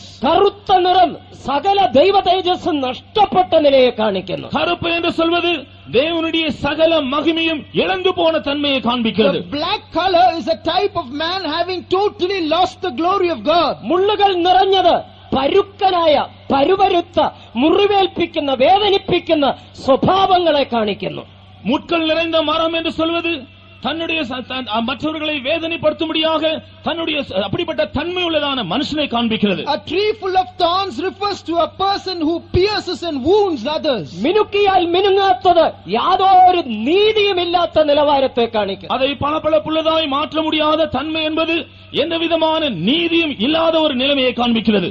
A tree that will never shine when polished shows a man who has no righteousness of his own. 1 കൊരിന്ത്യർ 1-ാം അധ്യായം 27-28 വാക്യങ്ങൾ വായിക്കുമ്പോൾ ദൈവജ്ഞാനികളെ ലജ്ജിപ്പിപ്പാൻ ലോകത്തിൽ ഭോഷത്വമായത് തിരഞ്ഞെടുത്തു എന്ന് കാണാം. நாம் 1 கொரிந்தியர் 1-ாம் அதிகாரம் 27-28 வசனங்களை நாம் படிக்கும் பொழுது ஞானிகளை வெட்கப்படுத்தும்படி தேவன் உலகத்தில் பைத்தியமானவர்களை தெரிந்து கொண்டார் என்று படிக்கிறோம். When you read from 1 Corinthians chapter 1 verse 27, we read that God chose the foolish things of this world to confound the wise. ബലഹീനവും കുലഹീനവും നികൃഷ്ടവും ഏതുമില്ലാത്തതിനെ തിരഞ്ഞെടുത്തു. பலஹீனமானதும் நிலையற்றதும் எந்த விதமான எந்த நன்மையும் இல்லாததை தேவன் தெரிந்தெடுத்தார். God chose the weak things, the things that are despised, the base things, the things that are not. യേശുക്രിസ്തു ഈ ലോകത്തിൽ വന്നപ്പോഴും അപ്രകാരം ഒരു തിരഞ്ഞെടുപ്പാണ് നടത്തിയത്. ശാസ്ത്രിമാർ, വേദം നന്നായി പഠിച്ചവർ, നല്ല ജ്ഞാനികൾ അന്നുണ്ടായിരുന്നിട്ടും അവൻ തന്നോടുകൂടെ ഇരിപ്പാൻ ശിഷ്യന്മാരെ തേടി മുക്കുവ കുടിലിലേക്കാണ് പോയത്, അല്ലെങ്കിൽ കടൽ തീരത്തേക്ക് പോയി. கர்த்தராகிய இயேசு கிறிஸ்து பூமியில் வந்த பொழுதும் கூட அவ்விதமாக தான் அவருடைய தெரிந்தெடுப்பும் இருந்தது. அந்த நாட்டில் நல்ல விஞ்ஞானிகள் இருந்தார்கள், ஞானவான்கள் இருந்தார்கள், வேத வல்லுநர்கள் இருந்தார்கள். இவர்களை எல்லாம் தெரிந்தெடுக்காமல் தனக்கு தெரிந்து கொள்ளும்படியான ஆட்களை தேடி அவர் கடற்கரைக்கு சென்றார். It is a similar thing that the Lord Jesus Christ did when He came to earth.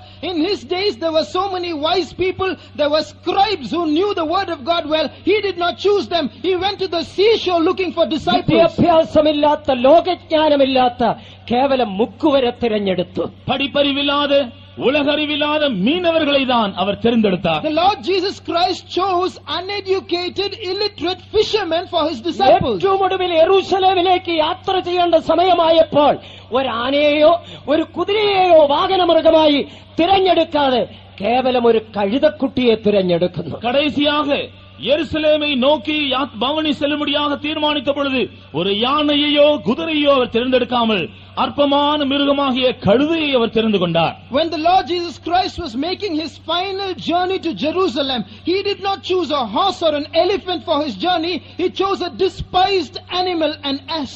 ഇന്ന് തേജസ്വേറിയ സഭയുടെ അംഗങ്ങളാക്കി തീർക്കുവാൻ ദൈവം ഏതുമില്ലാത്ത ചില സീറോകളെ അന്വേഷിച്ചുകൊണ്ടിരിക്കുകയാണ്. இன்றைக்கும் தேவனுடைய மகிமையான சபையினுடைய அங்கத்தினர்களாய் சேர்த்துக் கொள்ளும்படியாக இந்த உலகத்திலே ஒன்றுமில்லாமல் பூஜ்யமாய் காணப்படுகிற மனுஷரை தேவன் தேடிக் கொண்டிருக்கிறார். Even today, to be members of His glorious church, the Lord Jesus Christ is looking for people who are nothing, mere zeros, to become part of His church. ഇന്ന് രാത്രിയിലും ചില സീറോകളെ ദൈവത്തിന് ആവശ്യമുണ്ട്. இன்றிரவும் பூஜ்யம் போல இருக்கிற சிலர் தேவனுக்கு தேவை. Even tonight, God wants some zeros for Himself. ഞാൻ എന്റെ ജീവിതത്തെ പലപ്പോഴും ചിന്തിക്കും, ഒന്നാമത്തെ ഒരു വലിയ പൂജ്യമായിരുന്നു ഞാൻ. நான் என்னுடைய ஜீவியத்தை குறித்து அடிக்கடி சிந்திப்பதுண்டு.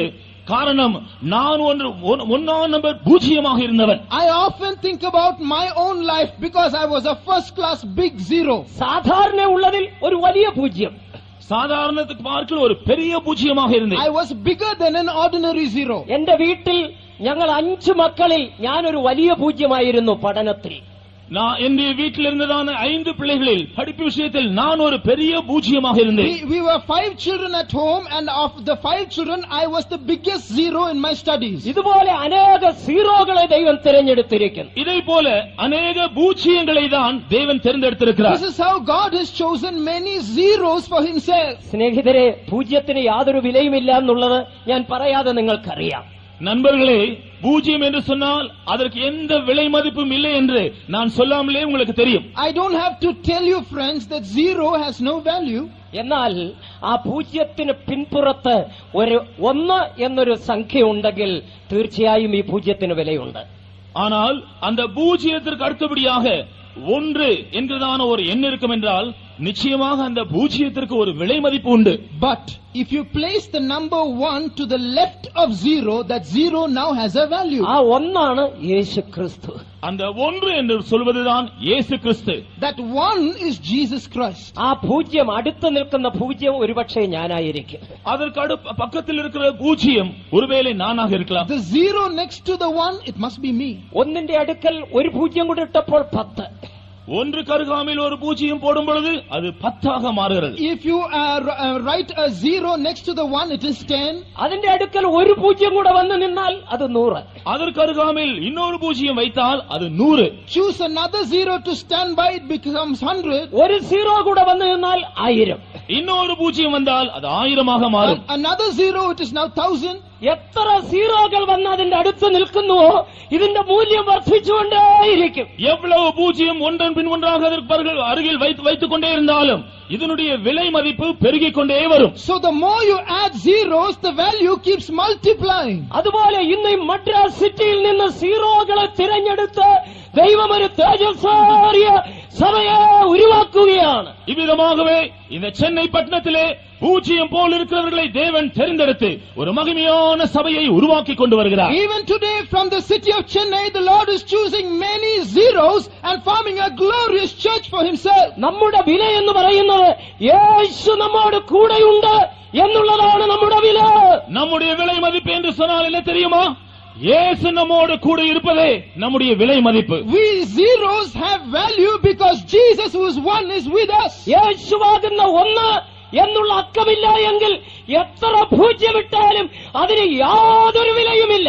இயேசுவாகிய அந்த 1 என்கிற எண் இந்த பூஜ்யத்துக்கு அருகில் இல்லாவிட்டால் எத்தனை பூஜ்யங்களை சேர்த்தாலும் அதற்கு ஒரு விலை மதிப்பும் இல்லை. If Jesus, who is the number 1, is not with us, no matter how many zeros stand together, they are of no value. ഇന്ന് രാത്രിയിൽ നാം ദൈവസന്നിധിയിൽ വിലയുള്ളവരാണ്.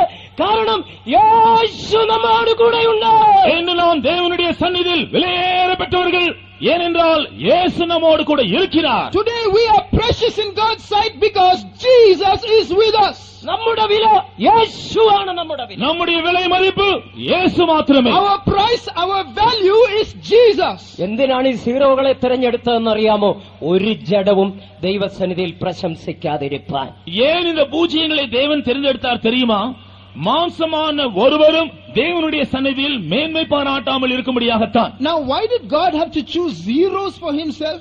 It is so that no flesh might glory in His presence. ഏതുമില്ലാത്തതിനെ തിരഞ്ഞെടുത്ത് മഹിമയായ സഭയായി രൂപപ്പെടുത്തുന്നു. ஒன்றுமில்லாததை தெரிந்தெடுத்து மகிமையான சபையாக அதை உருவாக்குகிறார். Choosing nothing, zeros, the Lord makes them into a glorious church. ഈ തേജസ്സേറിയ സഭ ഒരുക്കപ്പെടുവാൻ ഒന്നാമതായി ഒരു തേജസ്സേറിയ സുവിശേഷം ആവശ്യം. இந்த மகிமையான சபை ஆயத்தமாக்கப்படும்படியாக முதலாவதாக ஒரு மகிமையான சுவிசேஷம் வேண்டும். To prepare this glorious church, primarily you need a glorious gospel. 2 കൊരിന്ത്യർ 4:4 പഠിക്കുമ്പോൾ 2 കൊരിന്ത്യർ 4:4 நாம் படிக்கும் பொழுது അപ്പോസ്തലനായ പൗലോസ് പറയുകയാണ്, அப்போஸ்தலனாகிய பவுல் சொல்கிறார், When we read from 2 Corinthians 4:4, St. Paul says, ദൈവപ്രതിമയായ ക്രിസ്തുവിന്റെ തേജസ്സുള്ള സുവിശേഷത്തിന്റെ പ്രകാശനം ശോഭിക്കാതിരിപ്പാൻ ഈ ലോകത്തിന്റെ ദൈവം അവിശ്വാസികളുടെ മനസ്സ് കുരുടാക്കി കളഞ്ഞു. தேவனுடைய சாயலாய் இருக்கிற கிறிஸ்துவின் மகிமையான சுவிசேஷத்தின் ஒளி அவிசுவாசிகளாகிய அவர்களுக்கு பிரகாசமாய் இராதபடிக்கு இந்த பிரபஞ்சத்தின் தேவன் அவர்களுடைய மனதை குருடாக்கினார். The God of this world has blinded the minds of people which believe not, lest the light of the glorious gospel of Christ, who is the image of Christ, should shine unto them. സുവിശേഷത്തെ രണ്ടായി തിരിക്കാം. ഒന്ന് രക്ഷയുടെ സുവിശേഷം, രണ്ട് തേജസ്സിൻ സുവിശേഷം. சுவிசேஷத்தை இரண்டாக பிரிக்கலாம். ஒன்று ரட்சிப்பின் சுவிசேஷம், மற்றொன்று மகிமையின் சுவிசேஷம். The gospel can be divided into two parts. One is the gospel of salvation, two the glorious gospel. രക്ഷയിൻ സുവിശേഷം ഒരു വ്യക്തിയെ മാനസാന്തരത്തിലേക്ക്, രോഗശാന്തിയിലേക്ക്, വിടുതലിലേക്ക് വഴി നടത്തുന്നു. ரட்சிப்பின் சுவிசேஷம் ஒரு மனுஷனை மனம் திரும்புதலுக்கும் தெய்வீக சுகத்தை அனுபவிப்பதற்கும் ஒரு சரியான விடுதலை பெற்றுக் கொள்ளும்படியாகவும் வழி நடத்துகிறது. This gospel of salvation leads a man to a true state of deliverance by giving him the state of repentance and the experience of divine healing. പക്ഷേ അതുകൊണ്ട് മാത്രം തേജസ്സേറിയ ഒരു സഭ ഒരുക്കപ്പെടുകയില്ല. അതിന് ഒരു തേജസ്സേറിയ സുവിശേഷം ആവശ്യം. என்றாலும் அதனாலே ஒரு மகிமையான சபை உருவாக்கப்பட முடியாது. இந்த மகிமையான சபை உருவாக்கப்படும்படியாக மகிமையான சுவிசேஷம் அவசியமாயிருக்கிறது. But just by this a glorious church cannot be formed. To form a glorious church you need a glorious gospel. എന്നാൽ ഈ ലോകത്തിന്റെ ദൈവം ചെയ്യുന്ന ഒരു വലിയ തന്ത്രം, സാത്താൻ ചെയ്യുന്ന ഒരു വലിയ തന്ത്രം എന്താണെന്നറിയാം? ഈ തേജസ്സിൻ സുവിശേഷത്തെ ഗ്രഹിപ്പാൻ കഴിയാതിരിക്കേണ്ടതിന് മനക്കണ്ണുകളെ കുരുടാക്കി കളയും. ஆனால் இந்த உலகத்தின் தேவனாகிய பிசாசு தந்திரமாய் செய்கிற கிரியை என்ன தெரியுமா? இந்த மகிமையான சுவிசேஷம் பிரகாசமாயிராதபடிக்கு அவன் குருடராக்கி கொண்டு இருக்கிறான். But one of the dirty tricks that the devil, the god of this world, is playing is that he is blinding the minds of people so that they might not understand the glorious gospel of Christ. മാനസാന്തരം പ്രസംഗിച്ചാൽ സാത്താൻ അത്ര വലിയ വിരോധമില്ല. പിന്നെ രോഗശാന്തിയെക്കുറിച്ച് പ്രസംഗിച്ചാലും വിടുതലിനെ കുറിച്ച് പ്രസംഗിച്ചാലും അത്ര വലിയ എതിർപ്പില്ല. എന്നാൽ തേജസ്സിൻ സുവിശേഷം എവിടെ പ്രസംഗിക്കപ്പെടുന്നോ സാത്താൻ അതിന് വിരോധമായി എഴുന്നേൽക്കും. மனம் திரும்புதலின் சுவிசேஷத்தை அறிவித்தாலும் தெய்வீக சுகத்தை பற்றிய சத்தியமோ அல்லது விடுதலை பற்றியதான சுவிசேஷம் அறிவிக்கப்பட்டால் பிசாசு அதற்கு அவ்வளவு விரோதமாக எதிர்த்து நிற்பதில்லை. ஆனால் எங்கே மகிமையின் சுவிசேஷம் அறிவிக்கப்படுகிறதோ அந்த இடத்திலே பிசாசு முழு பலத்தோடு எதிர்த்து நிற்பான்.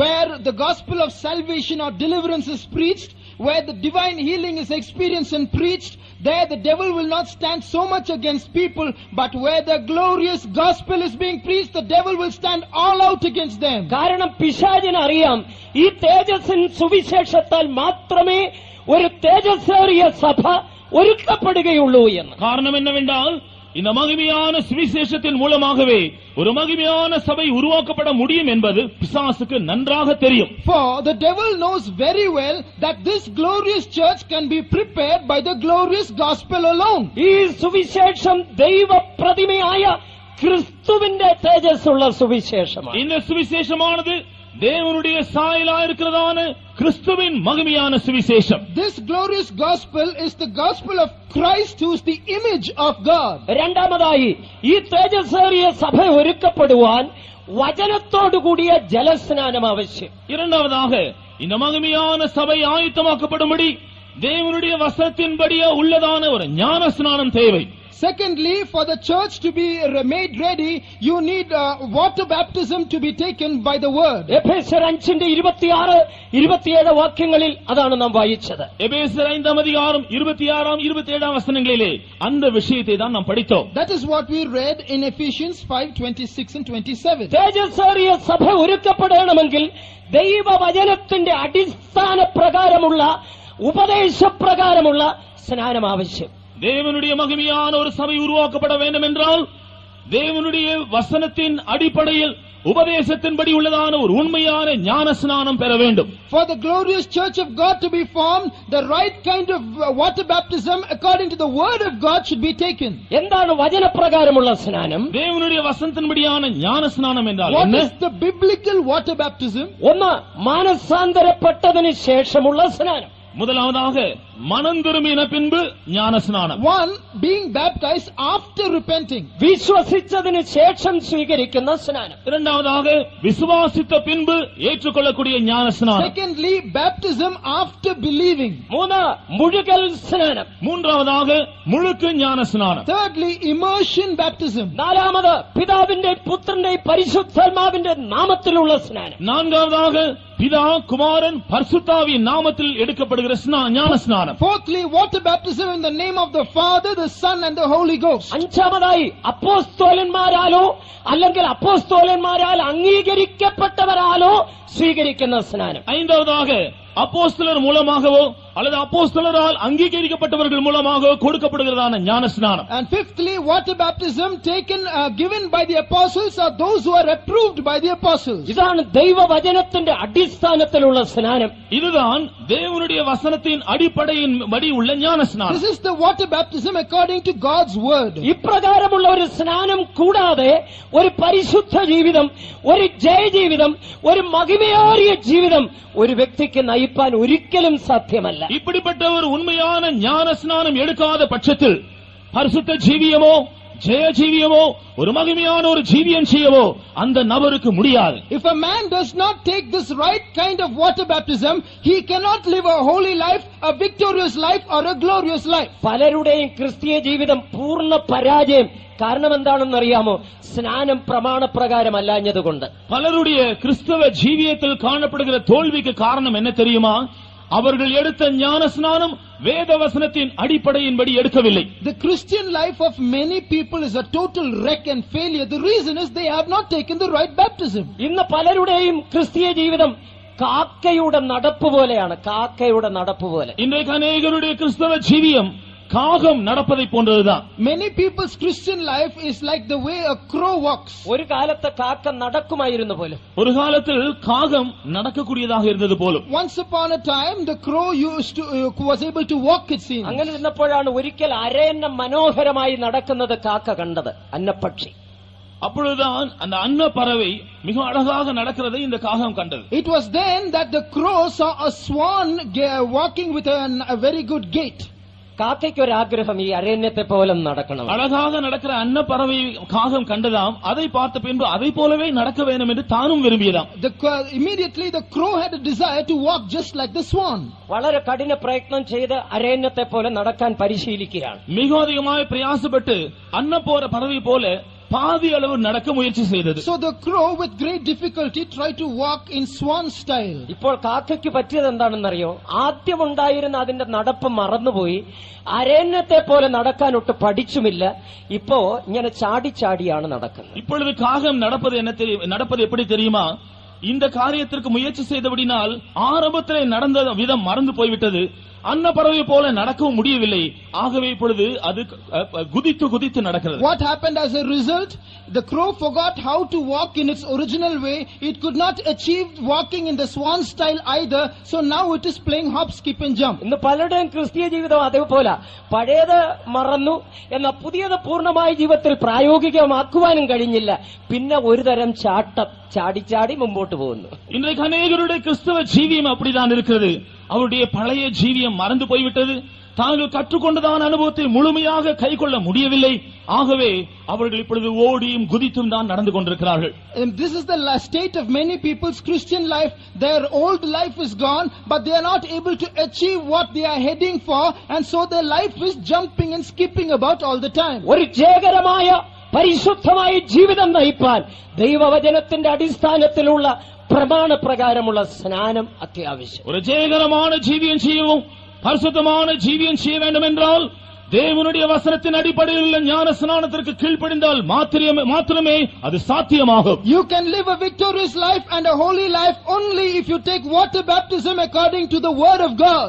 മൂന്നാമതായി തേജസ്സേറിയ സഭ ഒരുക്കപ്പെടുവാൻ മഹിമയിൻ ആത്മാവിനെ പ്രാപിക്കണം. மூன்றாவதாக மகிமையான சபை ஆயத்தமாக்கப்படும்படியாக அது மகிமையின் ஆவியை பெற்றுக்கொள்ள வேண்டும். Thirdly, for a person to become part of the glorious church, or for the church to be glorious, it needs the spirit of glory. 1 പത്രോസ് 4:14 വാക്യത്തിൽ വായിക്കുമ്പോൾ 1 പേതുരു 4:14 പഠിക്കും പൊழுது, reading from 1 Peter 4:14, മഹത്വത്തിന്റെ ആത്മാവായ ദൈവാത്മാവ് നിങ്ങളിൽ വസിക്കുന്നുവല്ലോ. மகிமையின் ஆவியாகிய தேவனுடைய ஆவியானவர் உங்களில் வாசமாய் இருக்கிறார் அல்லவா? the spirit of God, which is the spirit of glory, resteth upon you. പരിശുദ്ധാത്മാവിനെ മഹത്വത്തിന് ആത്മാവെന്നാണ് പറയുക. பரிசுத்தாவியை இங்கே மகிமையின் ஆவி என்று சொல்கிறார். The spirit of God is here called the spirit of glory. സമാഗമന കൂടാരത്തിന്റെ പണി മോശ സമാപിച്ചപ്പോൾ ദൈവത്തിന്റെ മേഘം അതിനെ മൂടി, ദൈവ തേജസ് സമാഗമന കൂടാരത്തെ നിറച്ചു എന്ന് വായിക്കും. ஆசரிப்பு கூடாரத்தின் எல்லா வேலைகள் பணிவிடைகள் செய்து முடிந்த பின்பு ஒரு மேகமானது அதை மூடியது.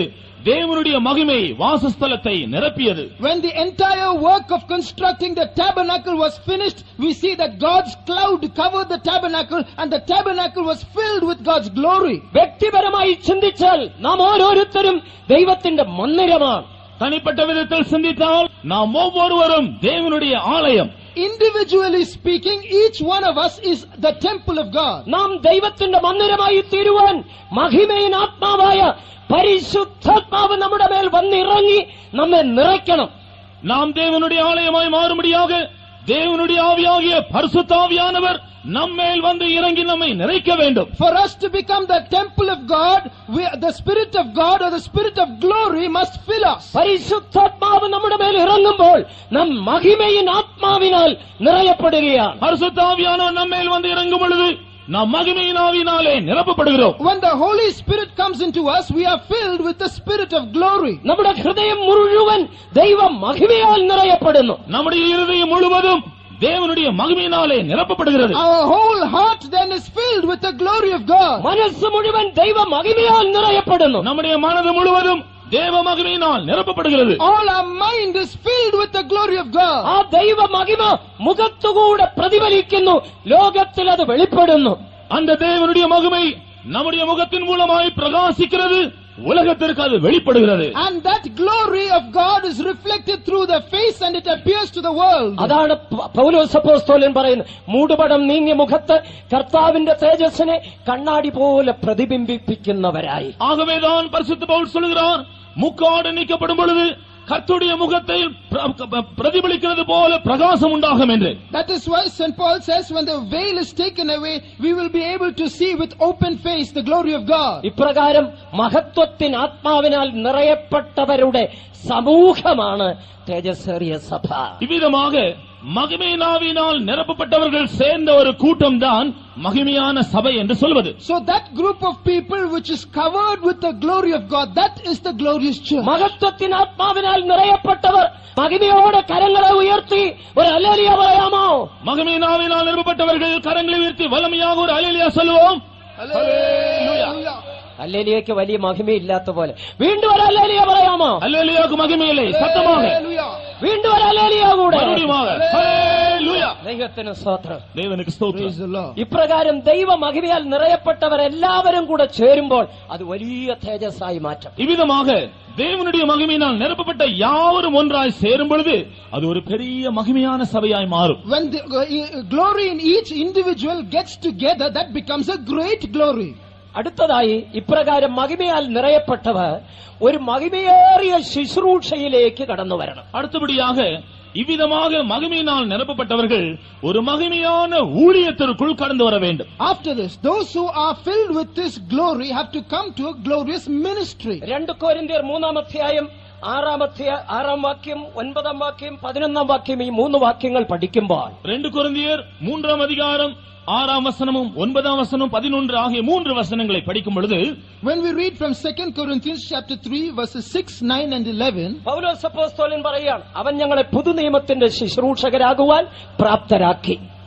பரிசுத்த பவுல் சொல்கிறார், அவரே எங்களை புதிய ஏற்பாட்டின் ஊழியக்காரர்களாக, புது உடன்படிக்கையின் ஊழியக்காரராகும்படியாக எங்களை தகுதிப்படுத்தி இருக்கிறார். He says the Lord has made us ministers, or made us worthy to be ministers of the New Testament. ഈ പുതു നിയമത്തിന് ശുശ്രൂഷ നീതിയുടെ ശുശ്രൂഷ എന്ന് പറയുന്നു. இந்த புதிய ஏற்பாட்டின் ஊழியம் நீதியின் ஊழியம் என்று அவர் சொல்கிறார். He also says the ministry of the New Testament is the ministry of righteousness. ഈ നീതിയുടെ ശുശ്രൂഷ തേജസ്സേറിയതായിരിക്കും. இந்த நீதியின் ஊழியம் மகிமை பொருந்தினதாக இருக்கும். And he says the ministry of righteousness is glorious. 11ാം വാക്യത്തിൽ വായിക്കുന്നു, ഇത് നിലനിൽക്കുന്ന ശുശ്രൂഷയാണ്. 11ஆம் வசனத்திலே இது நிலைத்திருக்கிற ஊழியம் என்று சொல்கிறார். Verse 11 says it's something that remains or abides. അധികം തേജസ്സേറിയതായിരിക്കും അത്.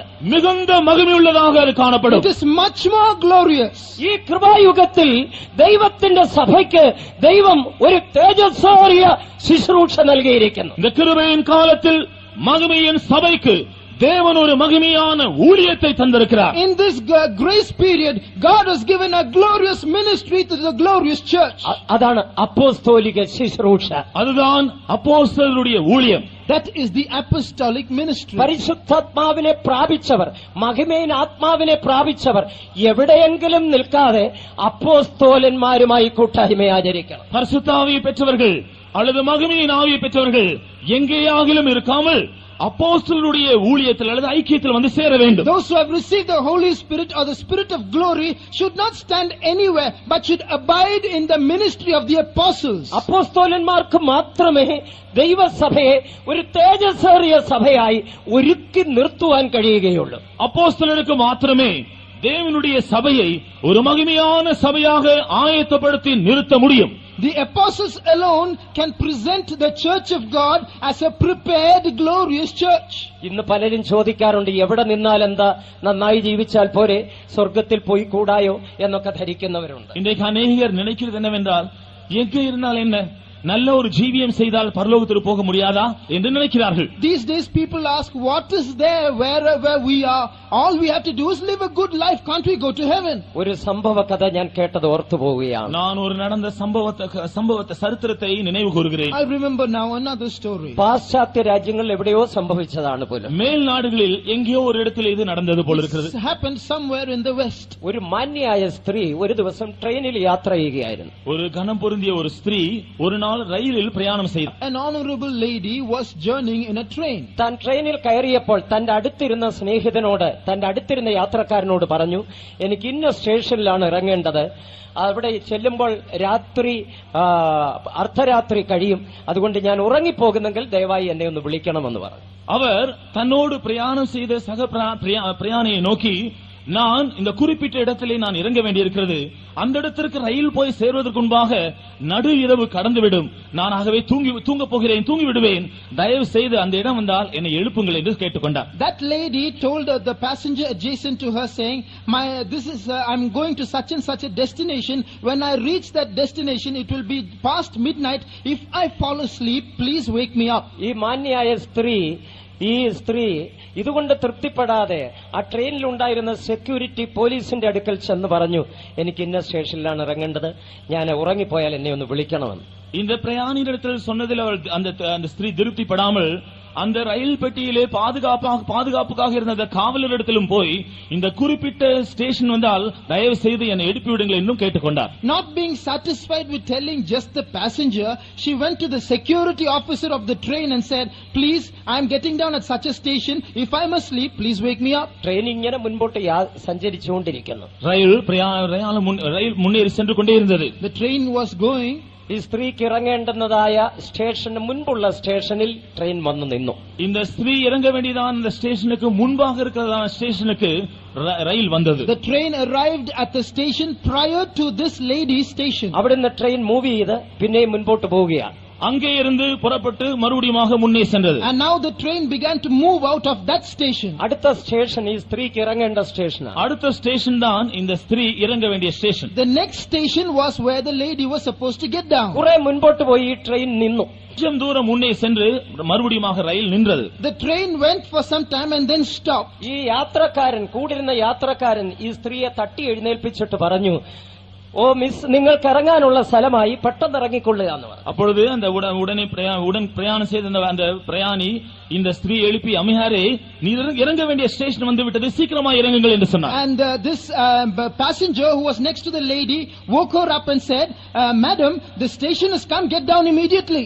അവർ പെട്ടെന്ന് ചാടി എഴുന്നേറ്റ് എയർ ബാഗും തോളിലിട്ട് ട്രെയിനിന്റെ ഈ കമ്പാർട്ട്മെന്റിന്റെ വാതിൽ തുറന്ന് നേരെ താഴേക്ക് ഇറങ്ങി. அப்பொழுது அவர் உடனே எழும்பி தன்னுடைய பையை எடுத்து தோளில் மாட்டிக்கொண்டு அந்த வாசலில் வந்து கதவை திறந்து உடனே இறங்கி விட்டார். This lady got up with a jerk, took all her luggage and got down from the door immediately. അല്പം കഴിഞ്ഞ് ട്രെയിൻ പിന്നെ മൂവ് ചെയ്തു.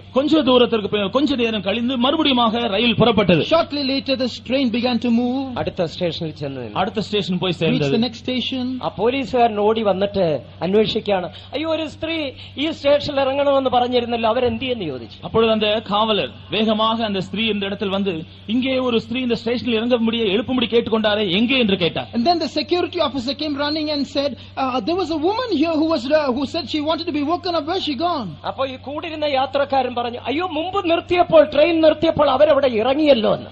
அப்பொழுது அந்த உடனே பிரயாணம் செய்த அந்த பிரயாணி சொன்னார், இதற்கு முன்பாக நின்றதே அங்கே அந்த ஸ்திரீ இறங்கி விட்டாரே என்று சொன்னார். Then the passenger said, oh sir, she got down when the train stopped just before this.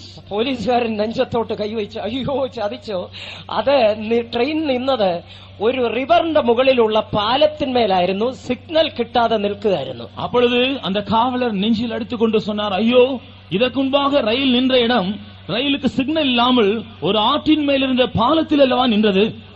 And the security officer said, oh, did she do that?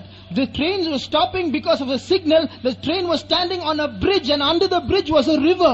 ഇതുവെല്ലാം കൂടെ യാത്ര ചെയ്യുന്ന ആളിനറിയാമോ? പുള്ളിക്കാരൻ പറഞ്ഞു ഇറങ്ങാൻ, ഇവര് തുറന്ന് ഒരൊറ്റ ഇറക്കം ഇറങ്ങി പിന്നെ കയറിയിട്ടില്ല. இதெல்லாம் கூட பிரயாணம் செய்த வழிபோக்கனுக்கு தெரியாது. ஆகவே வண்டி நின்றவுடனே இறங்க வேண்டும் என்று சொன்ன உடனே அந்த ஸ்திரீ உடனே எழும்பி போய் இறங்கி போய்விட்டார். Will the passenger know all these details? The passenger woke her up and the lady immediately in a hurry got down. ഈ കൂടെ യാത്ര ചെയ്ത സഹയാത്രികന് ഈ സ്ത്രീയോട് യാതൊരു വിരോധവുമില്ല, വിരോധമുണ്ടായിട്ട് ചെയ്തതുമല്ല. இந்த ஸ்திரீயோடு பிரயாணம் செய்த அந்த பிரயாணிகள் எந்த விதமான முன்விரோதம் உடையவர்களாகவோ அல்லது வேறு எந்த தவறான நோக்கத்தோடு இதை செய்யவே இல்லை. Now that passenger was doing it well meaningly. He had nothing personally against that lady. Correct station ഏതാണെന്നും ഇറങ്ങേണ്ടത് എവിടെയാണെന്നും നന്നായി അറിയാവുന്നത് ഈ സെക്യൂരിറ്റി പോലീസിനാണ്. சரியான ஸ்டேஷன் எது, எங்கே இறங்க வேண்டும் என்பது நன்றாக தெரிந்த ஒரு ஆள் அந்த பெட்டியிலே பிரயாணம் செய்த காவலர் தான். But the person who knows real well which is the right station and where that lady was supposed to get down was that security officer. അപ്പോസ്തലന്മാർക്ക് മാത്രമാണ് അറിയാവുന്നത് നിങ്ങളെ എങ്ങനെ ഒരുക്കണം, എവിടെ കൊണ്ടുപോയി എത്തിക്കണമെന്ന് അറിയാവുന്നത് ദൈവത്തിന്റെ അപ്പോസ്തലന്മാർക്കാണ്. இவ்விதமாகவே உங்களை எவ்விதமாய் ஆயத்தப்படுத்த வேண்டும், எங்கே போய் உங்களை ஒப்படைக்க வேண்டும் என்கிறதை தேவனுடைய அப்போஸ்தலர் மாத்திரமே நன்றாக அறிந்திருக்கிறார்கள். The apostles of God are the only people who know really well which is your destination and they are the ones who know how to get you ready. എല്ലാവരും പറയും, നിങ്ങൾ ഞങ്ങളുടെ പുറകിൽ നിന്നാ മതി, ഞങ്ങൾ കൊണ്ടുപോയി ചേർക്കാം, ഞങ്ങൾ കൊണ്ടുപോയി ഇറക്കാം. ഇറക്കുന്നത് വല്ല സമുദ്രത്തിന്റെ നടുവിലായിരിക്കും. மற்றவர்கள் ஒருவேளை சொல்லுவார்கள், எங்கள் பின்னே வாருங்கள், நாங்கள் உங்களை வழிநடத்துவோம், சரியான இடத்தில் கொண்டு போய் நாங்கள் உங்களை சேர்ப்போம் என்று சொல்லுவார்கள். ஒருவேளை அது சமுத்திரத்தின் நடுவிலே உங்களை தள்ளக்கூடிய ஒரு இடமாயிருக்கும். There will be a lot of people who say, you come behind me, I will take you to the right destination and they will drop you in the river. That's all. ആകയാൽ അപ്പോസ്തലന്മാരുടെ നടത്തിപ്പിൻ കീഴിൽ, അപ്പോസ്തോലിക ശുശ്രൂഷയിൻ കീഴിൽ കടന്നു വരുവേ. ஆனபடியினால் அப்போஸ்தலர்களுடைய நடத்துதலின் கீழும் அவருடைய ஊழியத்திற்கு கீழும் தயவு செய்து கடந்து வாருங்கள். Therefore please come under the leading of the apostles and the ministry of the apostles. ഒരു തേജസ്സേറിയ സഭ ഒരുക്കപ്പെടുവാൻ ഒരു തേജസ്സേറിയ ശുശ്രൂഷ ദൈവം ഇന്ന് ഈ ഭൂമിയിൽ ദൈവസഭയിൽ നൽകിയിരിക്കുന്നു. ஒரு மகிமையான சபையை ஆயத்தப்படுத்தும்படியாக ஒரு மகிமையான ஊழியத்தை உண்மையான தேவனுடைய சபையில் தேவன் ஏற்படுத்தி இருக்கிறார். To prepare a glorious church, the Lord has really prepared a glorious ministry in the church. നമ്മുടെ യേശു വരാറായി ഒരു തേജസ്സേറിയ സഭയെ ചേർക്കുവാൻ. நம்முடைய இயேசு ஒரு மகிமையான சபையை சேர்க்கும்படியாக சீக்கிரமாய் வருகிறார். It is time for Jesus to come to gather for himself a glorious church. യേശുവിന്റെ ഗംഭീരധ്വനി മധ്യാകാശത്തിൽ മുഴങ്ങാറായി. இயேசுவினுடைய ஆர்ப்பரிப்பின் சத்தம் மத்திய ஆகாயத்திலே கேட்கப் போகிறது. The great shout of Jesus is going to be heard very soon in midair. പ്രധാന ദൂതന്റെ ശബ്ദം, ദൈവത്തിന്റെ ദൂതന്മാരുടെ കാഹള ശബ്ദം അകമ്പടി ശ്രവിക്കുവാൻ പോകുന്നു. பிரதான தூதனுடைய சத்தம், தேவதூதர்களுடைய கால சத்தம் வெகு சீக்கிரத்தில் தொனிக்க போகிறது. The shout of the archangel and the trumpet of the angels will be heard very soon. மணவாளனாய கிறிஸ்து இறங்கி வரும். மணவாளனாகிய இயேசு கிறிஸ்து இறங்கி வருவார். Jesus the bridegroom will come. കറയില്ലാത്ത ചുളുക്കമില്ലാത്ത വിശുദ്ധയായ നിഷ്കളങ്കയായ തേജസ്സാരിയ സഭ ഈ ഭൂമിയിൽ നിന്ന് മാറ്റപ്പെടാൻ പോകുന്നു. அப்பொழுது கரை திரை ஒன்றுமில்லாமல் பரிசுத்தமும் பிணையற்றதுமான மகிமையுள்ள சபை இந்த பூமியில் இருந்து அவரிடத்தில் எடுத்துக்கொள்ளப்பட போகிறது. And then that church of God which is without spot and wrinkle but which is holy and without blemish and which is glorious will be taken up from the earth. പ്രിയ സഹോദര, നീ ആ മഹിമയേറിയ സഭയ്ക്കുള്ളിലാണോ? அருமையான சகோதரனே, நீ அந்த மகிமையான சபைக்குள் இருக்கிறாயா? Dear brother, are you in that church? കർത്താവായ യേശു മടങ്ങി വരുമ്പോൾ മഹിമയേറിയ സഭ എടുക്കപ്പെടുമ്പോൾ നീയും അതിൽ കാണപ്പെടുമോ? கர்த்தராகிய இயேசு கிறிஸ்து திரும்பி வரும் பொழுது மகிமையான சபை அவரிடத்தில் எடுத்துக்கொள்ளப்படும் பொழுது நீ அந்த சபையில் காணப்படுவாயா? When the Lord Jesus Christ comes, when the glorious church is taken up, will you be there? യേശു ക്രിസ്തു ക്രൂശിൽ രക്തം ചിന്തി മരിച്ചത് തേജസ്സേറിയ സഭയ്ക്ക് വേണ്ടിയാണ്. கர்த்தராகிய இயேசு கிறிஸ்து சிலுவையிலே தம்முடைய ரத்தம் முழுவதையும் சிந்தி மரித்தது ஒரு மகிமையான சபையை உருவாக்கும்படியாகவே. The Lord Jesus Christ shed his blood and died on the cross to prepare a glorious church. രക്തം കൊടുത്തു വിലയ്ക്ക് വാങ്ങി ശുശ്രൂഷകരെ നൽകി തേജസ്സിലേക്ക് നടത്തുന്ന തന്റെ സ്വന്തം സഭയെ ചേർക്കുവാൻ ക്രിസ്തു മടങ്ങി വരും. தன்னுடைய சொந்த ரத்தத்தை கிரயமாக கொடுத்து விலைக்கு வாங்கி அந்த சபையை வளர்க்கும்படியாக உருவாக்கும்படியாக ஊழியக்காரர்களை தந்தை விதமாய் நேசித்து தன்னுடைய சபையை சேர்த்துக் கொள்ள இயேசு இதோ மகிமையிலே வருகிறார். The Lord Jesus Christ, who purchased this glorious church by his own blood and also given servants of God to prepare the church, is coming very soon. അതിനുവേണ്ടി നമ്മെ തന്നെ ഒരുക്കി കാത്തിരിക്കാം. அதற்காக நாம் நம்மை ஆயத்தப்படுத்தி காத்திருப்போமாக. May we prepare ourselves and wait for it. ദൈവമായ കർത്താവ് ഈ വചനങ്ങളാൽ നമ്മെ സഹായിക്കും. தேவனாகிய கர்த்தர் தாமே இந்த வசனங்களின்படி ஜீவிக்க நமக்கு உதவி May செய்வாராக. the Lord help us to live according to these words.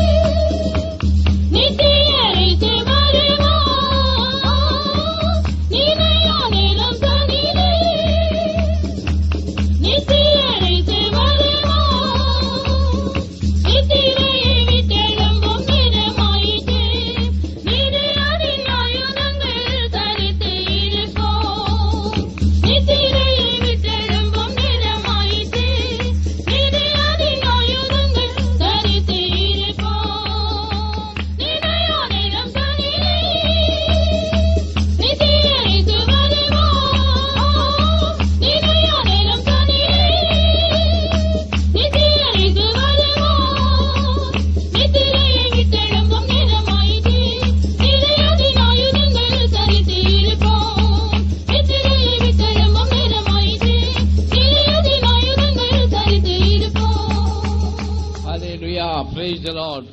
Jesus Christ gave himself on the cross. கர்த்தராகிய இயேசு கிறிஸ்து தம்மை தாமே சிலுவையிலே ஒப்புக் கொடுத்தார். So many purpose giving himself on the cross.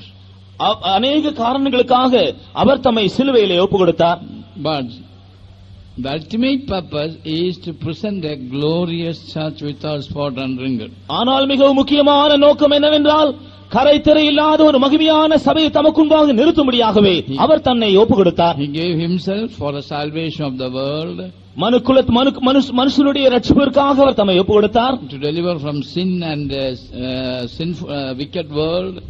அவபக்தியும் பாவம் நிறைந்த உலகத்திலிருந்து நம்மை விடுதலையாக்கும்படியாக தம்மை ஒப்புக் கொடுத்தார். To destroy the works of devil. பிசாசின் கிரியைகளை அழிக்கும்படியாக ஒப்புக் கொடுத்தார். Many purpose for giving himself on the cross. இவ்விதமாக பல நோக்கங்களோடு அவர் தம்மை சிலுவையிலே ஒப்புக் கொடுத்தார். But the ultimate purpose is to present a glorious church. ஆனால் மிக முக்கியமான நோக்கம் என்னவென்றால் ஒரு மகிமையான சபையை நிறுத்த